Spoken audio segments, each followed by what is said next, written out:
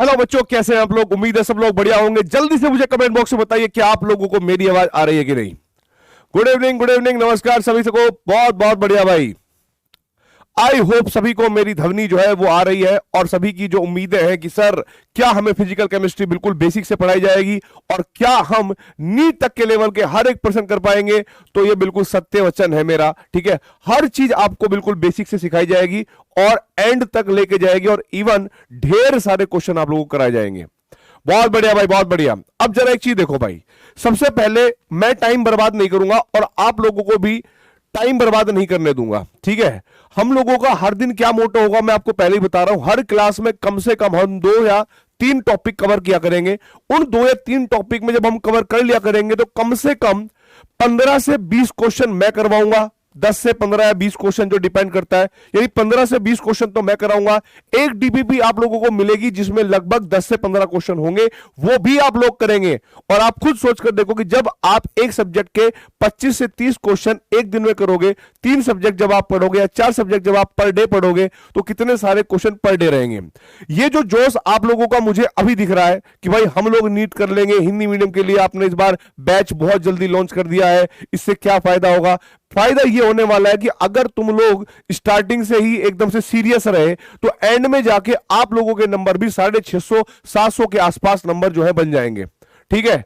अब जरा देखो भाई, सबसे पहले है प्रतिशत संगठन और मूला अनुपाती सूत्र का अणुसूत्र। आप मुझे बताइए किस किस की ये बिल्कुल पहली क्लास है, जिसको बिल्कुल भी कुछ पता ही नहीं है कि भाई देखो। इसे भी पढ़ाने से पहले मैं एक चीज कहना चाहूंगा भाई, आप लोगों ने भौतिक गुणों के बारे में जाना होगा, ठीक है। भौतिक गुणों के बारे में, अब ये जो भौतिक गुण है क्या है जरा समझना बेटा। भौतिक गुण ये मैंने आप लोगों को थोड़े से जो है डेमो लेक्चर के बारे में बताया था, भौतिक गुणों के बारे में।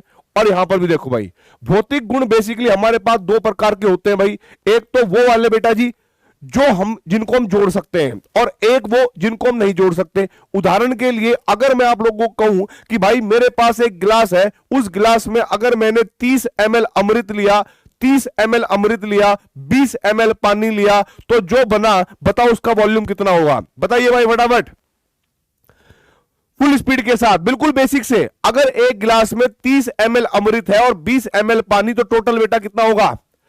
अब आप कहोगे सर अगर ऐसा देखा जाए तो उस गिलास के अंदर 50 ml हो जाएगा। तो यानी हम कहेंगे भाई एक तरह के हमारे पास क्या हो जाएंगे भौतिक गुण, जिनको हम योगात्मक भौतिक गुण कहेंगे। योगात्मक, ये बिल्कुल बेसिक से स्टार्ट होगा बेटा, योगात्मक भौतिक गुण जिनको हम कहेंगे, ठीक है। उनमें सबसे पहले नंबर आपके पास किसका आएगा भाई? आयतन का। आयतन ले लो भाई, आयतन का, क्योंकि 1 लीटर में अगर 1 लीटर जोड़े तो 2 लीटर बन जाएगा, 30 ml में 20 ml जोड़े तो 50 ml बन जाएगा, 2 लीटर में 3 लीटर जोड़े तो 5 लीटर बन जाएगा। ठीक इसी प्रकार अगर मान लीजिए आप किसी मार्केट से जा रहे हैं और मार्केट में जाते जाते जाते जाते तुरंत किसी का फोन आया और वो कहे हेलो सुन रहे हो जी, हाँ आज हमारा मन चाट खाने का कर रहा है, ठीक है। तो चाट तो हम नहीं खाएंगी, हम जो है आज अंगूर खाएंगे 1 किलोग्राम। तो आप लोगों ने 1 किलोग्राम अंगूर जो है उसके लिए खरीद लिए और अपने झोले में डाल लिए, राइट। जैसे ही आप आगे बढ़े तो हो सकता है कि आपकी मम्मी का कॉल आ जाए और वो कहे कि बेटा मुझे जो है 2 किलो आलू की जरूरत पड़ रही है। तो आप लोगों ने 2 किलो आलू लिए और आपने अपने झोले में डाल लिए। अब झोले में 1 किलो अंगूर थे, 2 किलो बेटा आपके पास आलू थे। अब टोटल वेट या टोटल द्रव्यमान कितना हो जाएगा? जल्दी से बताइए कमेंट बॉक्स में। नमस्ते नमस्ते, बहुत मजा आने वाला इस क्लास में, टेंशन नहीं लेने का भाई। आप कहोगे सर द्रव्यमान भी एक ऐसा भौतिक गुण है, द्रव्यमान भी एक ऐसा भौतिक गुण है जिसको हम जोड़ सकते हैं, ठीक है। अब आप मुझे एक और बात बताइए बेटा, आप लोग, हमारी जो बॉडी है उसको काम करने के लिए ऊर्जा की जरूरत पड़ती है और वो ऊर्जा कहीं ना कहीं हमारे खाने से आती है। अब आप ये सोचिए कि मान लो आज आप लोगों ने नाश्ता किया और नाश्ता करने के बाद आप ये लेक्चर देख रहे हो, तो जब आप नाश्ता करोगे तो नाश्ते में आज आपने 2 पराठे खाए और एक जो है दूध का गिलास पिया, और वहां पर एक लेबल था कि एक पराठे के अंदर 100 कैलोरी है और एक दूध के गिलास के अंदर 200 कैलोरी है। तो अगर आप लोग 2 पराठे और एक दूध का गिलास पीते हो तो आप लोग बताएंगे कि आपके अंदर कुल कैलोरी कितनी ऊर्जा जो है प्राप्त हुई। बोलो भाई। बेटा ज्यादा फास्ट नहीं, बड़ा धीरे धीरे है। चलो और धीरे कर लेते हैं। 2 पराठे खाए, एक आपने दूध का गिलास, 2 पराठे, एक पराठे में 100 कैलोरी ऊर्जा थी, एक दूध के गिलास में 200। अब देखो कितनी होगी, 400। बहुत बढ़िया। यानी ऊर्जा जो है, ऊर्जा जो है वो भी योगात्मक भौतिक गुणों के अंदर ही आएगी, योगात्मक भौतिक गुणों के अंदर ही आएगी। सही उत्तर होगा बेटा जी 400 कैलोरी। 2 पराठे का मतलब क्या होता है कि एक पराठे में अगर 100 कैलोरी थी तो 2 पराठों में 200 कैलोरी होगी, और एक गिलास जो दूध का पिया उसके अंदर 200 कैलोरी थी। तो भाई 200 कैलोरी दूध की, 100 और 200 कैलोरी आपके पास पराठों की, तो कुल जोड़कर हमारे पास 400 कैलोरी होगा बेटा, 300 कैलोरी या 600 कैलोरी नहीं होगा। ठीक है, बहुत बढ़िया। तो भाई ऊर्जा भी जो है हमारे पास एक योगात्मक भौतिक गुण है। अब आप मुझे एक बात बताइए बेटा, चाइना जो है आसपास के इलाके में आक्रमण करता है या जो भी करता है, षड्यंत्र रचाता है, अपना कहीं ना कहीं किसी ना किसी देश का किसी ना किसी में डिस्प्यूट में फंसा रहता है, और वहां पर वो उनके क्षेत्रफल को कब्जाता रहता है। अब आप मुझे बताओ कि जो चाइना है वो छोटे छोटे क्षेत्रफल को जब जोड़ रहा होगा अपने क्षेत्रफल में, तो उनका क्षेत्रफल तो ऑटोमेटिक बढ़ ही रहा होगा चाइना का। आप मुझे सोचकर बताओ, दिमाग लगाकर बताओ कि क्षेत्रफल जो है वो किस प्रकार का भौतिक गुण की कैटेगरी में आना चाहिए। क्षेत्रफल आप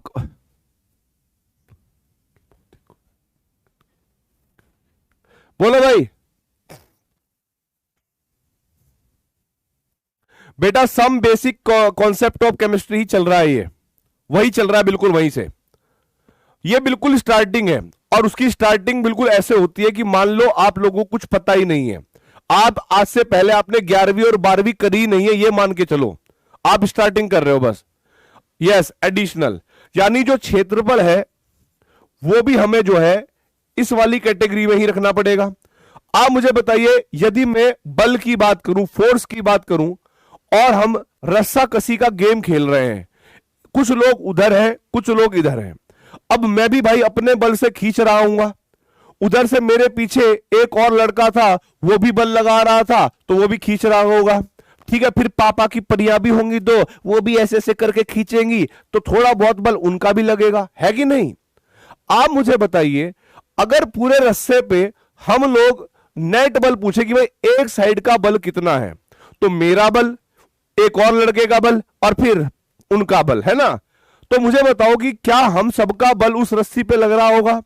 क्या बल एक योगात्मक भौतिक गुण होना चाहिए कि नहीं होना चाहिए? यस, यस, बहुत बढ़िया भाई। फोर्स भी एक एडिटिव भौतिक गुण होगा। तो भाई यहां पर हम कहेंगे बल, बल आदि, इस प्रकार के भौतिक गुणों को हम जो है कहां पर कहेंगे भाई? योगात्मक भौतिक गुणों के अंदर कहेंगे। अब आप देखो बेटा, दूसरी तरफ मेरे पास ऐसे भौतिक गुण होंगे जिनको मैं कहूंगा अयोगात्मक भौतिक गुण। इसका अर्थ है कि मैं इसको जोड़ नहीं सकता। ठीक है, आप लोगों का समय देखो दिमाग लगाने की। भाई अभी मान लो मैच चल रहा हो और आईपीएल का मैच चल रहा है, और मैच में जब आप मैच चल रहा होता है तो टीवी के सामने आप हो, आपकी दीदी है, ठीक है, आपके मम्मी है और आपके पापा है, और उस कमरे का तापमान जो है 25 डिग्री सेंटीग्रेड है, कि भाई आपके पास भी 25 डिग्री है, आपकी दीदी के पास भी 25 डिग्री है, पापा के पास भी 25 डिग्री और मम्मी के पास भी 25 डिग्री टेम्परेचर है। आप सोच के बताइए उस कमरे का कुल ताप कितना होगा? उस कमरे का कुल ताप कितना होगा? Yes, non additive physical property. आप कहोगे सर उस कमरे का तापमान कितना होगा जिसमें पहले से 25 डिग्री था सभी के पास, ठीक है, और भाई आईपीएल मैच चल रहा है। आप कहोगे सर ताप यानी टेम्परेचर जो है वो सभी के पास 25 ही रहेगा, वो 25 से 26 भी नहीं होगा। क्योंकि 25.5 हो सकता है, क्या पता किधर से किसने कौन सी गर्माहट फैला दी, कोई अलग बात है, लेकिन हाँ 25 डिग्री टेम्परेचर वहां पे जरूर रहेगा, क्योंकि सभी के लिए समान है, और ताप एक ऐसा भौतिक गुण है जिसको हम जोड़ नहीं सकते। ठीक है, तो भाई हम यहां पर सबसे पहले कहेंगे ताप। अब आप मेरे प्रश्न का उत्तर देना भाई। हिंदी मीडियम समाज, मैं खुद भी हिंदी मीडियम से ही हूं, और हम लोगों के घरों पे गाय भैंस ये सब होते ही हैं, है ना। और भाई दूध देने के लिए पशु होते हैं। और जब आप लोग मान लो कि आपकी मम्मी ने दूध निकाला, ठीक है, गाय का दूध निकाला, और उन्होंने एक बाल्टी में दूध रखा हुआ है 5 लीटर। 5 लीटर दूध में 1 लीटर दूध आप पी गए, ठीक है, तो दूध का कोई ना कोई घनत्व होगा, दूध का कोई ना कोई घनत्व होगा। क्या 1 लीटर दूध पीने से जो बचा हुआ दूध है उसके घनत्व पर कोई प्रभाव पड़ेगा? क्या वो घट जाएगा या वो बढ़ जाएगा? बताइए भाई, या वो सेम ही रहेगा? ठीक है भाई, जल्दी बताओ। ये राक्षस लोग भी तो हैं, पापा की परिया भी हैं, तो बेटा राक्षस भी हो तुम। जल्दी बताइए भाई। कोई परिवर्तन नहीं आएगा, जो सांद्रता पहले थी वही सांद्रता बाद में रहेगी। ऐसा नहीं कि दूध पहले गाढ़ा था, आपने 1 लीटर पी लिया तो वो अब जो है हल्का हो गया भाई, खराब हो गया, सेम ही रहेगा। तो देखो, अगर मैं घनत्व की बात करूं या फिर मैं सांद्रताओं की बात करूं, सांद्रताओं में कौन कौन आ जाएगा बेटा? मोललता और मोलरता। मोललता और मोलरता भी इसी कैटेगरी में आएंगे। मोलरता और मोलरता भी इसी कैटेगरी में आएंगे, इसलिए मैंने यहां पर सांद्रताओं लिख दिया, कुल सांद्रता लिख दिया। आप मुझे बताइए, हमारा जो वायुमंडल है, हमारा जो पर्यावरण है, वो हमारे ऊपर एक वायुमंडल दाब लगाता है। अगर मान लीजिएगा आप अपनी कक्षा में बैठे हो और अपनी कक्षा में बैठकर कोई अध्यापक आपको पढ़ा रहा है, और एक उस कक्षा में लगभग 30 से 40 जो है बच्चे बैठे हैं, 30 बच्चे मान लेते हैं, 30 बच्चे बैठे हैं, तो भाई सबके ऊपर 1 ATM यानी एक वायुमंडल दाब का प्रेशर लग रहा था।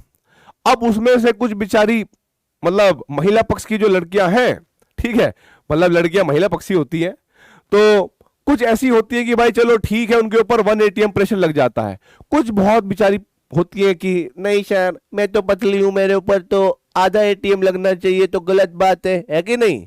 तो किसी का जो ये होता है ना, जो ऊपर वाला दे रहा होता है, वो यहां पर ना होकर बेटा यहां पर होता है, यहां पे, ठीक है।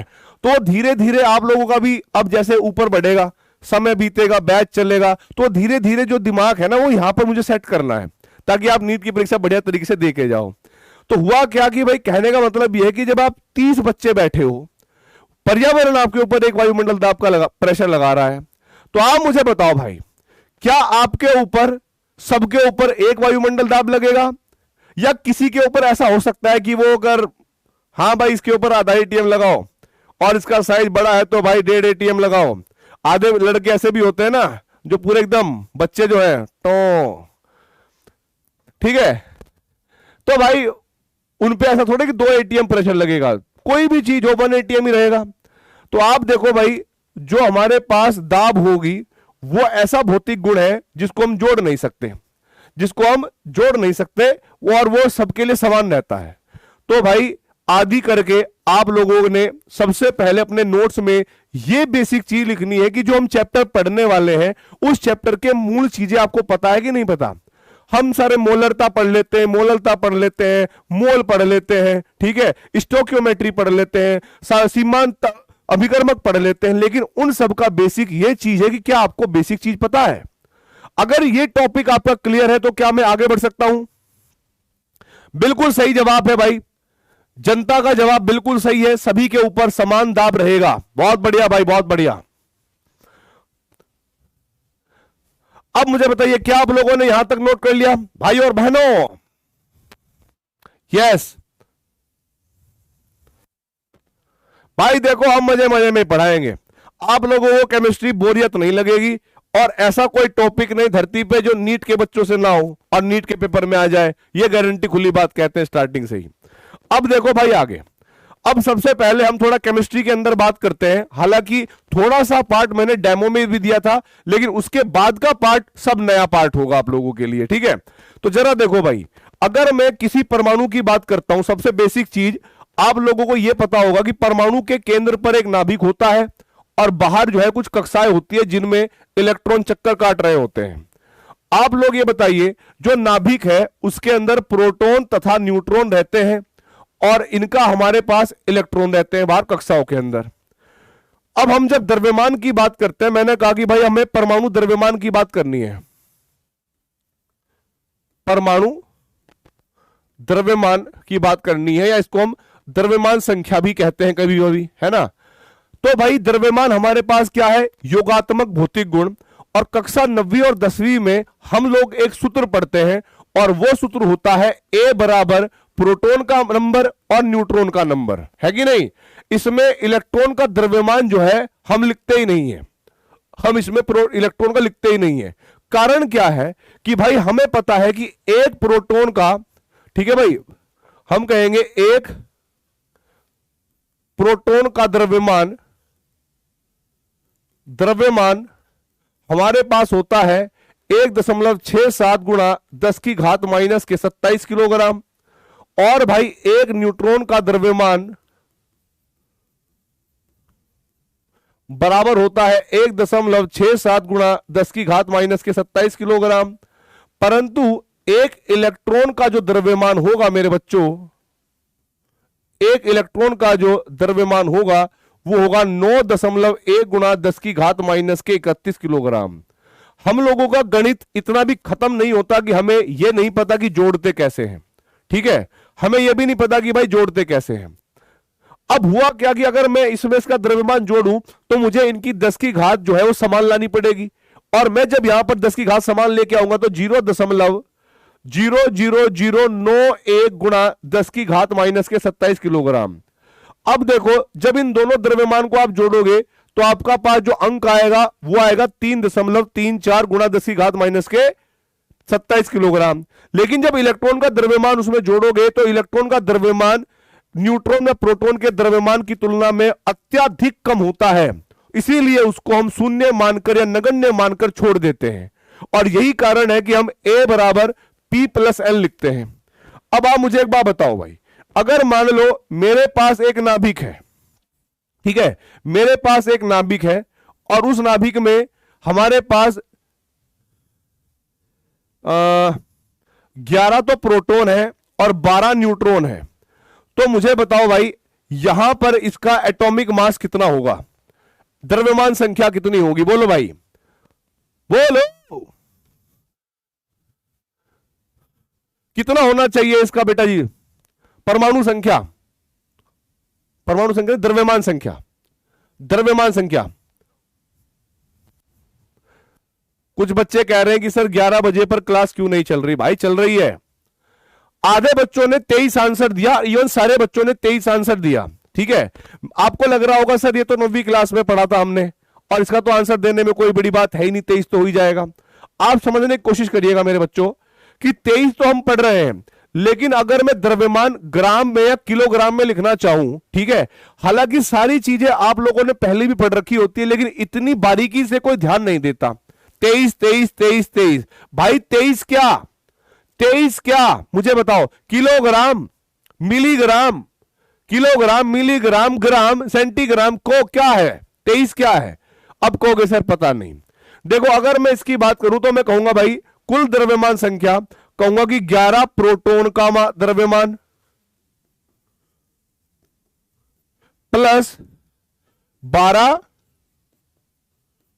न्यूट्रॉन का द्रव्यमान, 12 न्यूट्रॉन का द्रव्यमान। अब आप देखो भाई 11 प्रोटॉन का द्रव्यमान कैसे लिखेंगे कि भाई एक प्रोटॉन का द्रव्यमान इतना है तो 11 प्रोटॉन का कितना होगा, 11 गुणा 1.67 गुणा 10 की घात माइनस के 27 किलोग्राम प्लस के 12 न्यूट्रॉन है तो 12 गुणा, एक न्यूट्रॉन का द्रव्यमान कितना होता है, सेम वही 1.67 गुणा 10 की घात माइनस के 27 किलोग्राम। अब हुआ क्या मेरे बच्चों कि जब मैं यहां पर 1.67 गुणा 10 की घात माइनस के 27 कॉमन लूंगा तो मेरे पास 11 प्लस 12 गुणा 1.67 गुणा 10 की घात माइनस के 27 किलोग्राम, राइट। और ये मेरे पास कितना हो जाएगा, 23 गुणा 1.67 गुणा 10 की घात माइनस के 27 किलोग्राम। अब आप समझिएगा आपका जो उत्तर आया था, जो आप लोग पढ़ के आए थे, वो हमारे पास क्या है भाई, आपने कहा था कि सर ए का मान था 23 यूनिफाइड, या फिर इसको 23 एएमयू कहते हैं। ठीक है भाई, 23 यूनिफाइड या 23 एएमयू कहते हैं। तो मुझे एक बात बताओ, ईमानदारी से तुम्हें कसम है, क्या हमें पहली बार यह फील हो गया है कि यूनिफाइड कुछ और नहीं है, एएमयू कुछ और नहीं है, यह वास्तव में एक न्यूट्रॉन के द्रव्यमान के बराबर ही होता है। देखो, अब आपको यह संख्या रटनी नहीं पड़ेगी, आप लोगों ने फील करके देखा कि भाई एएमयू या यूनिफाइड है, यह कहीं ना कहीं एक प्रोटॉन या फिर एक न्यूट्रॉन के द्रव्यमान के बराबर है। ठीक है, अब मुझे बताइए भाई, किस किस को यह बात समझ में आ गई, किस किस को यह बात समझ में आ गई कि मेरा समझाने का तात्पर्य, देखो 23 तो सभी को पता है, 9वीं क्लास के बच्चे को भी पता है, लेकिन 23 है यूनिफाइड। अब यूनिफाइड है क्या, अब आधे बच्चे तो कह लेते हैं कि सर यूनिफाइड एक नियतांक होता है, वो हमने एनसीईआरटी में देखा था कि वो 1/12 फलाना ढिमकाना कार्बन का मास और ये वो हो जाता है। फील लो, पूरी केमिस्ट्री में, फिजिकल केमिस्ट्री में भी फील लो कि भाई यूनिफाइड कुछ और नहीं है, यूनिफाइड भी एक न्यूट्रॉन या एक प्रोटॉन का द्रव्यमान के बराबर है। क्लियर है ये बात?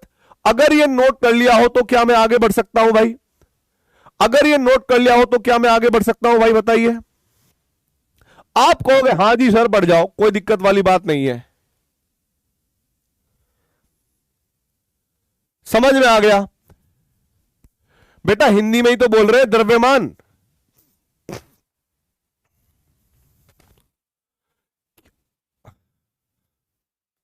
देखिए वापस देखिए, हमें 9वीं क्लास में ए बराबर पी प्लस एन पढ़ा दिया जाता है, हम बस पी प्लस एन को रटते रहते हैं और बाद में क्या करते हैं कि ए बराबर 23 यूनिफाइड। अब कोई पूछे कि यूनिफाइड क्या है, अब कोई पूछे भाई यूनिफाइड क्या है, तो यूनिफाइड का अर्थ है जी वो 1/12 कार्बन का जो एक कार्बन का द्रव्यमान होता है उसके बराबर है। एनसीईआरटी में कुछ मान दिया था, वो हमने रट रखा है। अब आपको यह देखना नहीं पड़ेगा वहां क्या लिखा है, अब आपको अंदर से, दिल से अंदर से आवाज आएगी यूनिफाइड तो वो कॉमन लेके, गणित का नॉर्मल सा नियम है कि वो जो मास हमने कॉमन लिया था वो उसके बराबर है, और नाभिक में क्योंकि प्रोटॉन और न्यूट्रॉन का द्रव्यमान ऑलमोस्ट सेम है तो उसी के द्रव्यमान के बराबर है। बहुत बढ़िया। अब जरा देखो बेटा, हम लोग जो है धीरे धीरे अपने छोटे छोटे कॉन्सेप्ट को, यानी भौतिक गुणों से द्रव्यमान पर आ गए, परमाणु पर आ गए। पूरे परमाणु के अंदर, नाभिक के अंदर इलेक्ट्रॉनों के बारे में हम एक नया चैप्टर पढ़ेंगे जिसका नाम है परमाणु संरचना। लेकिन मेरे को पढ़ाना है मोल अवधारणा। अब मोल अवधारणा में क्या है, सबसे पहले आप लोगों के अंदर इतनी समझ होनी चाहिए कि अगर मैं बहुत सारे परमाणुओं को मिलाता हूं, परमाणु प्लस परमाणु, ऐसे परमाणुओं को अगर मैं जोड़ता जाऊं एंड सो ऑन एन परमाणु, तो मेरे पास बनेगा एक अणु। क्या बनेगा बेटा जी? अणु। हम लोग ये बात जानते हैं कि परमाणु के भार को हम क्या बोलते हैं मेरे बच्चों? आप कहोगे सर परमाणु के भार को हम बोलते हैं परमाणु भार, राइट और रॉन्ग? आप कहोगे यस सर। अच्छा, फिर अणु के भार को क्या बोलेंगे? आप कहोगे सर अणु भार। और क्या है? तो आपने क्या कर दिया बेटा जी? अणु भार। भाई परमाणु परमाणु को जोड़ेंगे, एन परमाणु को जोड़ा तो अणु बना, परमाणु के भार को परमाणु भार, अणु के भार को अणु भार। अगर मैं आप लोगों से यह कहूं कि भाई अणु भार किस बला का नाम है, क्या है ये अणु भार, तो आप कहोगे भाई एक अणु में उपस्थित जितने भी परमाणु हैं, यदि उनके परमाणु भारों को जोड़ लिया जाए या उनका योग कर लिया जाए तो जो हमारे पास कुल नंबर आएगा उसी को उस अणु का अणुभार कहते हैं। बहुत क्लियर वाली बात है। तो हम यहां पर कहेंगे क्या भाई, क्योंकि मैंने पता है कि भार यानी जो आपका द्रव्यमान है वह एक योगात्मक भौतिक गुण है। अब जब मैंने बिल्कुल बेसिक से आपको बता दिया कि भाई भार या जो द्रव्यमान है वो भौतिक योगात्मक भौतिक गुण है, तो उसी चीज को ध्यान में रखते हुए हमने इसकी परिभाषा बनाई। ठीक है, अब देखो भाई, हम कहेंगे भाई एक अणु में उपस्थित, एक अणु में उपस्थित परमाणुओं के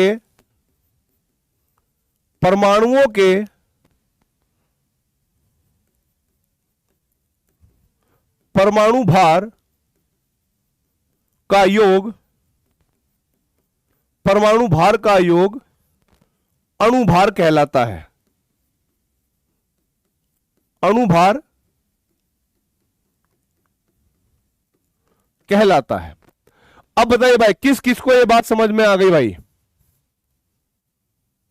हाँ, द्रव्यमान और भार, मतलब भार कई बार सोचते हैं लोग कि भार बल होता है, मैं उसी की द्रव्यमान की बात कर रहा हूं। ठीक है, बल भी वैसे एडिटिव है और द्रव्यमान भी एडिटिव है, एक ही बात है। ठीक है,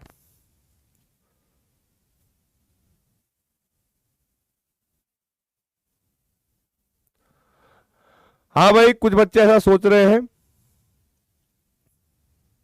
बताइए भाई, बिल्कुल स्लो चल रहा है मामला, अभी पहले देखते जाओ। देखो भाई, आप लोगों को एक छोटी सी बात बताना चाहूंगा मैं, एक बड़ा कंपटीशन है, नीट छोटा नहीं है, स्पीड भी बढ़ती है, आप लोग ड्रॉपर भी हैं, समझने की कोशिश करना। बिल्कुल बेसिक से पढ़ाने की जिम्मेदारी मेरी है, टॉप पर ले जाने की जिम्मेदारी मेरी है, लेकिन उस दौरान साथ देने की जिम्मेदारी आपकी बनेगी। अगर आपकी स्पीड, एक मिनट देना भाई।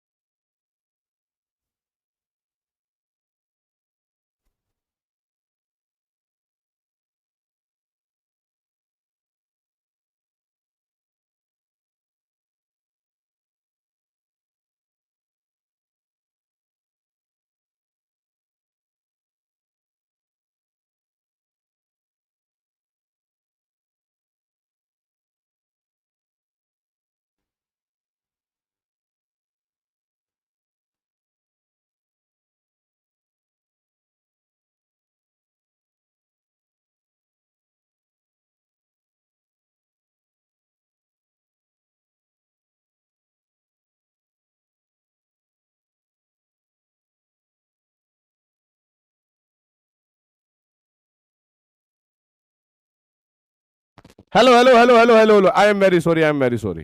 ठीक है, वो थोड़ा सा कुछ तकनीकी विभाग में कुछ दिक्कत थी, वो करना था भाई। नेटवर्क इशू नहीं है, कुछ नहीं हुआ भाई, वो नोट्स भेजने के लिए, क्योंकि आप लोगों को कक्षा को खत्म करने के बाद नोट्स भी मिलेंगे ना मेरे, लेकिन कोशिश करनी है कि नोट्स अपने आप बनाए, जो नोट्स खुद बनाते हैं उनका ज्यादा अच्छा सिलेक्शन होता है, ये पहली बात है। ठीक है, अब भाई ये बताओ मुझे एक बात, हमारे पास एक बहुत ही बेहतरीन अणु है और मैं शुरुआत यहीं से करता हूं, और इसकी बात है, इसकी कुछ बात ही अलग है, दुनिया इसके पीछे बस क्या ही बताऊं मैं। C2H5OH, ये भाई बहुत ही खतरनाक अणु है। आप लोगों को इसका अणु भार बताना है, यानी मोलिकुलर मास, ठीक है, डबल एम से रिप्रेजेंट करते हैं, वो ज्ञात करना है। आप लोग ये जानते हैं कि भाई इस अणु के अंदर 2 कार्बन है। अब 2 कार्बन है तो भाई आप क्या लिखोगे, 2 गुणा कार्बन का मास प्लस हाइड्रोजन कितने, 6, तो आपने लिखा भाई 6 गुणा हाइड्रोजन। ऑक्सीजन कितने बेटा जी, 1 गुणा ऑक्सीजन। ठीक है, 1 गुणा ऑक्सीजन। अरे भैया तुम्हें यह भी नहीं पता, आधे बच्चे कह रहे हैं कि सर ये इथेनॉल का फॉर्मूला है, ये अल्कोहल का फॉर्मूला है। भैया ये अमृत है। ठीक है, अब देखो भाई, कार्बन का द्रव्यमान कितना होता है भाई, कार्बन का 12 यूनिफाइड, तो आप लिखोगे 2 गुणा 12 प्लस हाइड्रोजन का कितना होता है बेटा जी 1, और ऑक्सीजन का कितना होता है बेटा 16। जब आप जोड़ोगे तो कुल योग आपके पास आएगा 46, और अगर कोई आपसे पूछे कि 46 क्या, 46 क्या, आप कहोगे यूनिफाइड। क्या कहोगे बेटा जी, यूनिफाइड। आप क्या कहोगे भाई, यूनिफाइड। बहुत बढ़िया, किस किस को यह समझ में आ गया भाई, अणुभार कैसे निकालते हैं भाई। अब इससे भी अगर तुम्हें चाहिए ना कि इससे भी बेसिक अणुभार भी ज्ञात नहीं करना आता, अगर इससे भी बेसिक जानना है कहीं पे, तो धरती के नीचे चले जाओ, वही हो सकता है। हाँ बहुत बढ़िया भाई, सभी बच्चों का उत्तर बिल्कुल सही है, बिल्कुल सही आंसर है, बिल्कुल सही आंसर है, 46 है। अब आप मुझे बताइए, आपके पास भाई एक और अणु है जिसका नाम है CH3COOH। आप लोगों को इसका अणुभार ज्ञात करना है और जिसको कहते हैं हम लोग मॉलिक्यूलर मास। तो बताइए वो कितना होगा। डन, जल्दी से भाई, डन, बहुत बढ़िया भाई। आप बताइए CH3COOH इसका कितना होगा। इसका बहुत रोल है, तुम्हें लग रहा होगा रोल नहीं है बेटा। जब अमृत ज्यादा आ जाता है बॉडी में तो बाद में फिर हमें अम्ल की जरूरत पड़ती है। एक टॉपिक पे ऊपर कम से कम 10 क्वेश्चन की प्रैक्टिस करवाई जाएगी। आप टेंशन ना लो, हर एक टॉपिक आपका मजबूत बनेगा। ठीक है, 60 यूनिफाइड आ गया भाई, 60 यूनिफाइड आ गया भाई। जनता का उत्तर बिल्कुल सही, 60 यूनिफाइड। कैसे करोगे, 2 कार्बन है तो आप लिखोगे 2 गुणा कार्बन, हाइड्रोजन कितने हैं 4, 4 गुणा हाइड्रोजन, ऑक्सीजन कितने हैं 2 गुणा ऑक्सीजन। हम लोग ये बात तो जानते हैं भाई, एटॉमिक मास कार्बन का कितना होता है भाई 12 यूनिफाइड, ऑक्सीजन का कितना होता है भाई 16 यूनिफाइड, और हाइड्रोजन का कितना होता है भाई 1 यूनिफाइड। ये तो हमें पता ही है, बस हमें मान रखना है यार। और जब हम मान रखेंगे 2 गुणा 12 प्लस 4 गुणा 1 प्लस 2 गुणा 16 तो बराबर आएगा 60 यूनिफाइड। अब आप मुझे बताइए, मेरे पास एक और अणु है जिसका नाम है सल्फ्यूरिक अम्ल H2SO4। अब आपको H2SO4 का क्या करना है भाई, अणुभार ज्ञात करना है। H2SO4 का क्या करना है, अणुभार ज्ञात करना है, जिसको मॉलिक्यूलर मास भी कहते हैं। ठीक है, बताइए क्या होगा। हिंट के तौर पे मैं आप लोगों को बता देता हूं भाई, हाइड्रोजन का तो चलो यहां लिखा ही हुआ है, ऑक्सीजन का भी लिखा हुआ है। हिंट दे देता हूं कि भाई सल्फर का जो परमाणु भार होता है वो 32 यूनिफाइड होगा, 32 यूनिफाइड होगा, 32 यूनिफाइड, बिल्कुल सही आंसर है। तो भाई आप लोगों का उत्तर भी सही आ गया, 98 98 98, एकदम सही आंसर जा रहे हैं। तो भाई मैं क्या करूंगा, 2 गुणा हाइड्रोजन प्लस 1 गुणा सल्फर प्लस 4 गुणा ऑक्सीजन, ऐसे ही करूंगा। मुझे पता है कि भाई हाइड्रोजन का 1 होता है तो 1 रख दिया, सल्फर का 32 होता है तो जहां सल्फर है वहां पर 32 रख दिया, जहां ऑक्सीजन है वहां पर 16 रख दिया। कुल योग इसका 98 यूनिफाइड आ गया। क्या हो गया भाई, 98 यूनिफाइड आ गया। अब आप लोगों को कसम है, आपके होने वाली जो भी है वो, ठीक है, आपको उसकी कसम है, उसके लिए अभी तक जब से मैंने क्लास स्टार्ट करी और अभी तक जो पढ़ाया, क्या आप लोगों को दिमाग में घुसा कि नहीं घुसा। ध्यान रख लो कि हम किसके लिए पढ़ रहे हैं, हम उसी के लिए पढ़ रहे हैं जो हमारी होने वाली है। अब मैं भाई नीट में सीट की बात कर रहा हूं, तुम कुछ और समझ बैठे होंगे। अबे कुछ और की मैं कैसे बता सकता हूं, नीट में जो सीट आएगी उस वो जो तुम्हारी होने वाली है उसकी कसम दे रहा था तुम्हें, गधे कहीं के, कुछ और समझ बैठ गए। तभी तो पढ़ाई में ध्यान है नहीं, एकदम इधर उधर देखा कि कौन है वो हमारी होने वाली। चलिए भाई बहुत बढ़िया, 98 यूनिफाइड।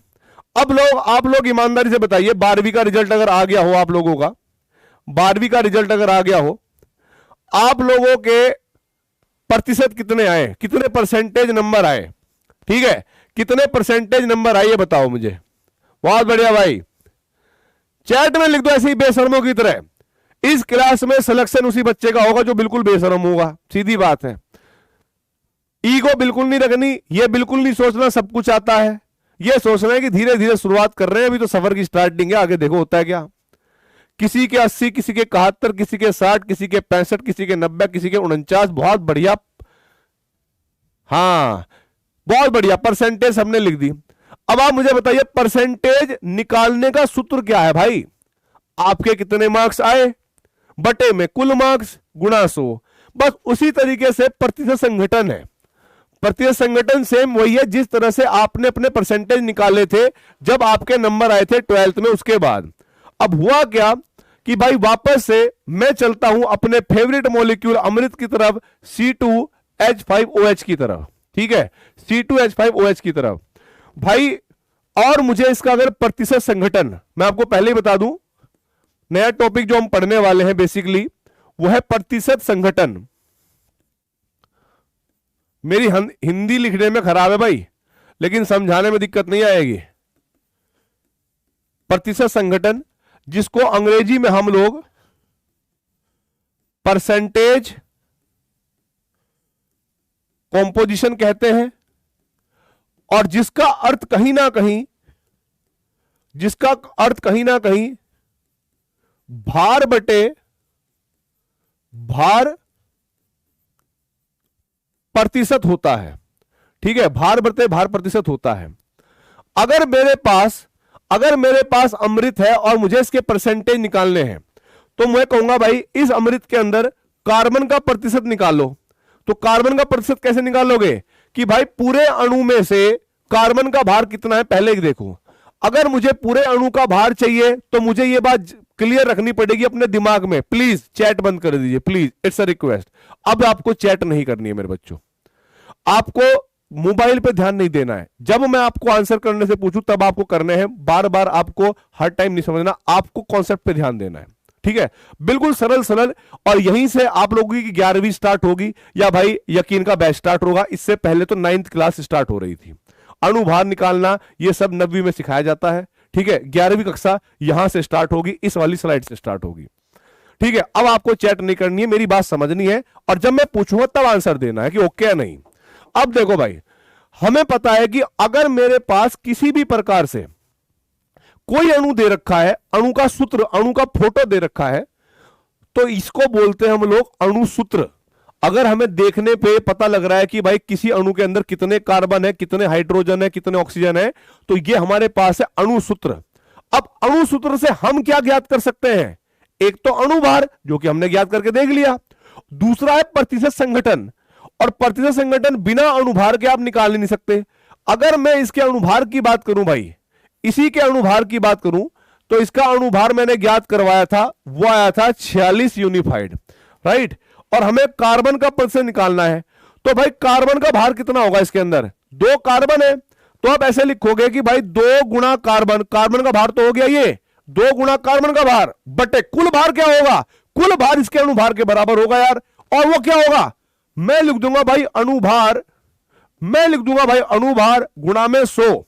ठीक है, 2 गुणा कार्बन का भार बटे में अणुभार गुणा में 100। अब मैंने क्या काम कर दिया भाई, 2 गुणा जहां कार्बन है वहां 12 रख दिया। अणुभार मुझे फोटो देख के ही पता लग गया कितना था, 46। कितना था? 46 गुणा में 100 कर दिया। अब मुझे बताओ उत्तर क्या होगा भाई। अब आया है चैट करने का टाइम। ठीक है, अब मुझे बताओ कि इसका उत्तर क्या होगा, कि अगर मैं कार्बन का संगठन निकालना चाहूं, प्रतिशत संगठन पूरे के पूरे उसमें से, अणु में से, तो वो कितना परसेंटेज होगा? बिल्कुल सही जवाब है दिव्यांशु, बहुत बढ़िया बेटा, 52.17, बहुत बढ़िया। मैं आपको विश्वास दिलाता हूं, ऐसा कोई भी टॉपिक नहीं है जो आप लोगों ने आज तक ना पढ़ा हो। बस फर्क इतना है कि उसको फील नहीं किया, वो एक अलग चीज है, और फील में दिला के रहूंगा। 52 बिल्कुल सही उत्तर आया भाई।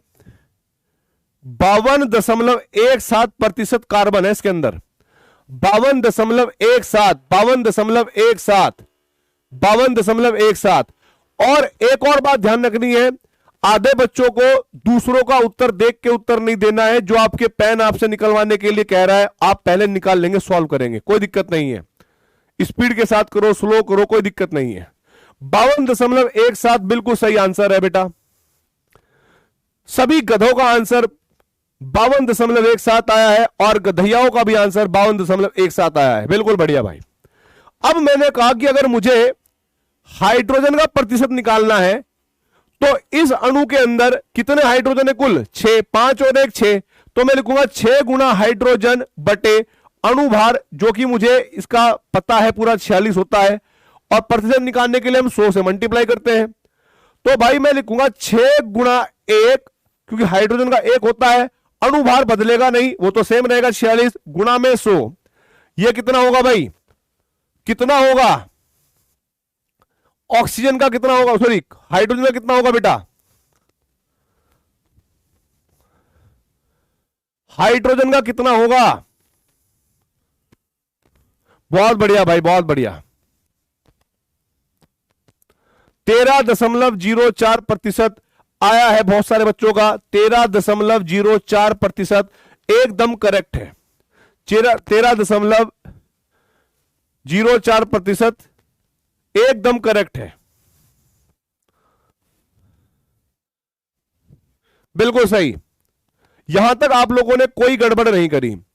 अच्छा देखो, अगर मुझे ऑक्सीजन का प्रतिशत निकालना होता तो मैं इस सूत्र का भी प्रयोग कर सकता हूं, उसमें कोई बड़ी बात नहीं है, बिल्कुल वही आंसर आएगा। लेकिन मुझे कहीं ना कहीं एक स्मार्ट वर्क भी करना है। अगर मेरे दिमाग में भगवान ने बुद्धि यहां पर दी है तो एक अलग कहानी है, और यहां पर दी है तो एक अलग कहानी है। अब जिसके पास यहां पर दिमाग होगा वो ये सोचेगा कि यार ऑक्सीजन तो सिर्फ इसमें लास्ट वाला एक तत्व है भाई, जब कार्बन का भी निकाल लिया, हाइड्रोजन का भी निकाल लिया, ऑक्सीजन का बचा है, और कुल प्रतिशत हमारे पास 100 होता है। तो भाई ऑक्सीजन का प्रतिशत कितना होना चाहिए? ये इतनी लंबी जोड़ी गणना मत करने लगना, ठीक है, टाइम बचाने के लिए, क्योंकि टाइम जो है बहुत इंपॉर्टेंट है यकीन वाले बच्चों के लिए या भाई नीट वाले बच्चों के लिए। तो वहां पर वो क्या करेंगे, सभी देवी और देवतागण, ठीक है, वो क्या करेंगे कि अगर मुझे ऑक्सीजन का परसेंटेज निकालना है तो मैं 100 में से माइनस करूंगा इन दोनों का योग, यानी 52.17 प्लस 13.04, इसको जोड़ूंगा, 100 में से घटाऊंगा तो मेरे पास ऑक्सीजन का प्रतिशत आ जाएगा। और उत्तर आया है 34.79, 34.79%। तो लो भाई, प्रतिशत संगठन भी आ गया तुम्हें, तो प्रतिशत संगठन भी आ गया, एकदम करेक्ट आंसर है। यहां तक कोई दिक्कत? कमेंट बॉक्स में बताइए भाई, यहां तक कोई दिक्कत? चमका कि नहीं चमका भाई? चमका कि नहीं चमका ये कॉन्सेप्ट? ले भैया उठो।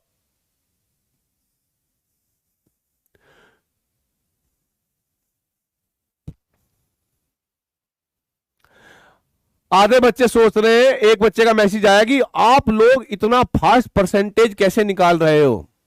क्योंकि बेटा इसमें धरती के सबसे खतरनाक फॉर्मूले का प्रयोग किया गया है, जो सिर्फ तुम्हें नहीं आता, बाकी सभी को आता है। ऑलमोस्ट चमक गया है।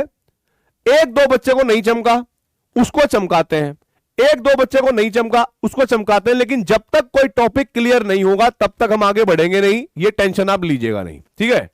हमारे पास एक और अणु है जिसका नाम है C2H8। आप लोगों से उत्तर है भाई मेरा, आप लोगों से उत्तर है कि देखो ये जो गिवन है ये क्या है? यह है अणुसूत्र, है ना भाई? ये क्या गिवन है? अणुसूत्र।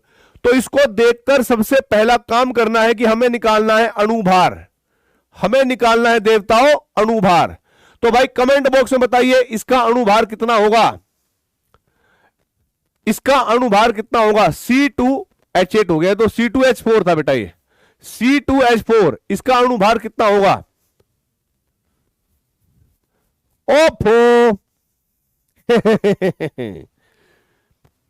अब तुमको उधर हबीबी भैया पढ़ाएंगे, मैंने तुमको पहले ही पूछा था, ठीक है। अगर कोई क्वेश्चन नहीं होगा तो तुम्हारा ये उस्ताद और आसानी से उसको समझाएगा।